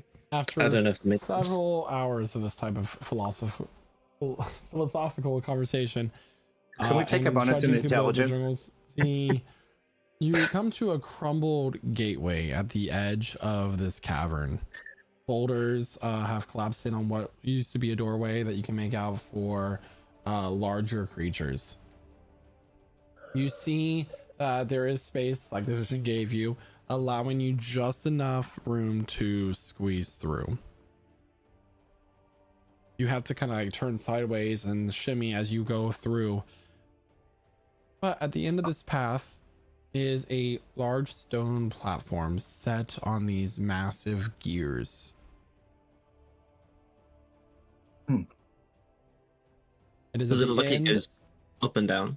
Sorry. It is at the end of a long path that is over a pool of magma with falls of this molten material falling down into it from above. the stones of this surrounding area are cracked with heat and glowing with embers. But the path seems to be able to take you up if you so choose. Percy, didn't you mention the artifacts being surrounded by lava? Magma? Promise I didn't take us there. She's not wrong. I don't think it's here. I believe you. did say I that. just wonder. Well, we'll find out. I mean, Oh. there's probably magma all over this place. I mean, it's You are. I think it I'm has been revealed that this place cavern. is under the world kiln. yeah. There's probably I mean, it could be here. multiple. What you now Magma know is rivers. that the world kiln is specifically why there's heat running through below the surface of this plane of existence, and why there's magma and volcanoes and everything. This is, forgive the pun, the heart of subterranean activity and heat and life. Yeah. Basically, the world would be cold and dead without the heart of this primordial buried into the ground, right? Mm-hmm. Yeah. So, if you ever think, Percy, hey, I want to take that thing and take it out, the massive heart driving the world, let's not do that. I misunderstood, and I thought it was my artifact. I thought he was just taking me there. You can see how big it was. I mean, I know from like a distance it looked pretty small, but you have perspective, right? Look, I presumed it was like a tiny thing on top of the mountain. That's my bad. Okay. Again, put like your fingers here, and just like if you go far enough for somebody's head is small enough, you can crush their head. Look, I didn't do very well with like maths and stuff. I didn't. Or perspective. I've got other talents, alright. Healing. The rest of the group, I'm assuming, is just watching them squeeze each other's heads with their fingers. He's actually doing this on Sinash's head, like, oh, look. Okay, let's go. Ooh, I'm not. All right. Yeah, nice to see the moon again. So you go to It the sure would platform be. and you activate the lever. Yeah. Oh, the liver. Does it work? Stone on stone begins to grind. Yeah.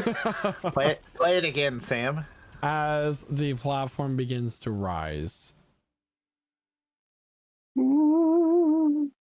It goes up for roughly 30 minutes as this platform at a steady pace rises up. The heat from the magma does not burn you, but it does feel as if you're standing next to a fire. It's uncomfortable. It does kind of singe your skin here and there, but not to the point where it's going to be harming you. As you continue to rise up, eventually the platform comes to a stop. And there's a pathway with a lever and a stone doorway.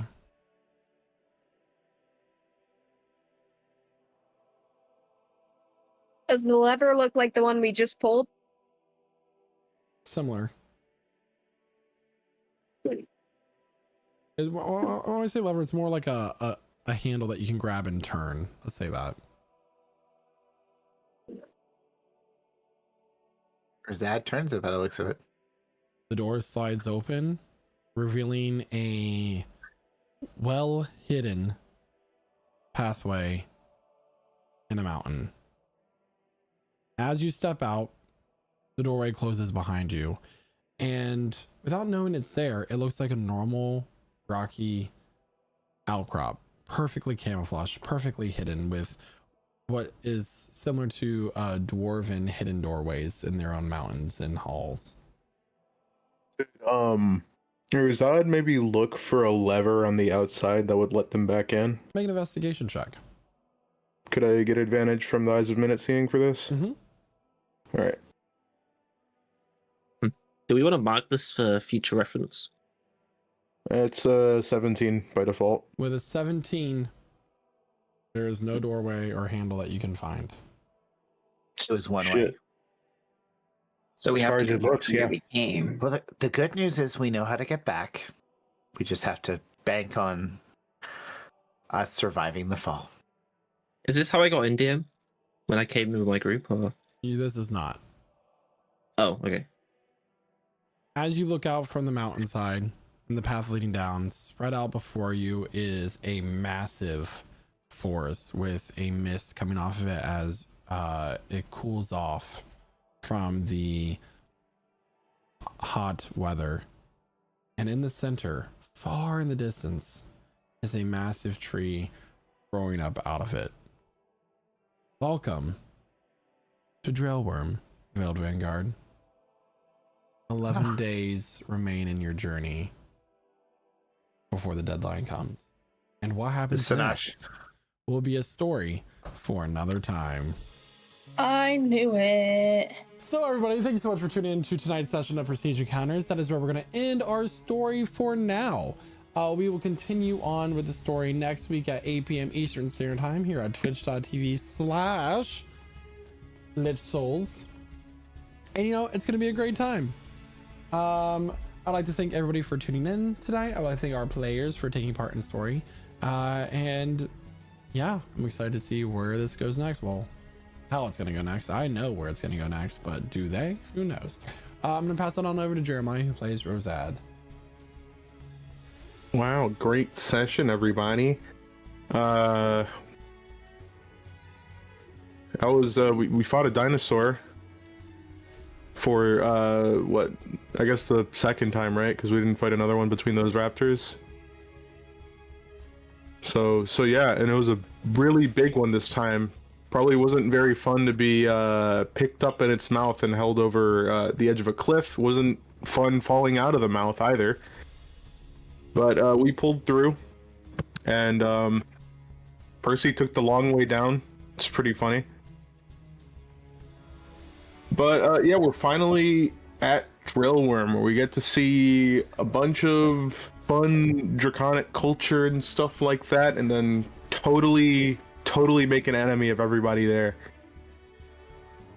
So we'll enjoy it while we can. And I can't wait to see what happens.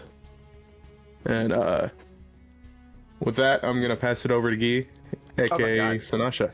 Yeah, it was an interesting thing. We fought a giant, lightning dinosaur. We killed it.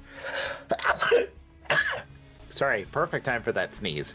Learned some lore, freed an ancient celestial, and discovered that Percy is very mad at all of us all the time. So, just a fun time all around. For some reason, I thought that thing would last longer in a fight, but I'm glad it didn't kill us. So, good times. Enjoying to see what Drillworm is like, get a little bit more civilization, and get to know a little bit more about this new companion we have with us, who is still a bit of a mystery. I was going to pass it on to Josh, who plays Percy. Yeah, fun session. First combat with Percy was okay, other than where I thought everyone was going to run away and then they didn't. But it's calm. We all lived. I liked the cool god man who isn't a god. He was giving very biblically accurate angel vibes, spooky wings with eyes and stuff. But no, excited for Drillworm. Hopefully we get to do a little heist movie type stuff now, which would be pretty cool. Like the setup and very Ocean's 11 vibe. But with that, I'll pass it on to Chloe, who plays Emmeline. Yeah, I'm super excited to see how we plan out this future heist and how it goes for us. But I echo similar sentiments. The fight was fun, and it was a good session. That's all I really have. So I'm going to pass it over to Naoki, who plays Isaac. Or Isaac, who plays Naoki. Yeah, it was a good session. Got to have some combat, got to have some RP. I've definitely switched the names of everyone before. Pretty much have the same sentiments. I can't wait to see how this heist goes down, since only someone who is a pure heart can remove this thing. So, can't wait to see how that turns out. So I will pass it on over to Megan, who plays Talia. Well, it seems like my heart is failing on me. That is oh so fun. It's pure metal, though. Yeah. Just being told, oh yeah, roll this. And I do really bad. Yeah, your heart's giving out. You have 1 week left. Nice fight though. Nice law drops and everything. Nice sort of longer session as well this week. But I'm getting to the point where any sort of thing big that happens, I'm just constantly expecting, and that's it for this week. You now gotta wait another week until you find out the next bit. But anyways, I'll just iterate the sentiments of everyone else and really enjoyed it, so I'll pass it back to the DM. Thanks so much there, Megan. Thank you to everyone once again for being part of tonight's story in one way or another. Get well, Sue Quentin. We'll see you next week, of course. And with that, everybody, we'll see you next week here at twitch.tv/LegitSouls at 8 p.m. Eastern Standard Time for another episode of Prestige Encounters. However, you can tune in tomorrow for Community Game Night as we play Supermarket together. We also have Dead by Daylight streams throughout the week, and Minecraft server Sundays now instead of the cooking stream. So without anything else to say, I'm gonna go ahead and go bye. Bye.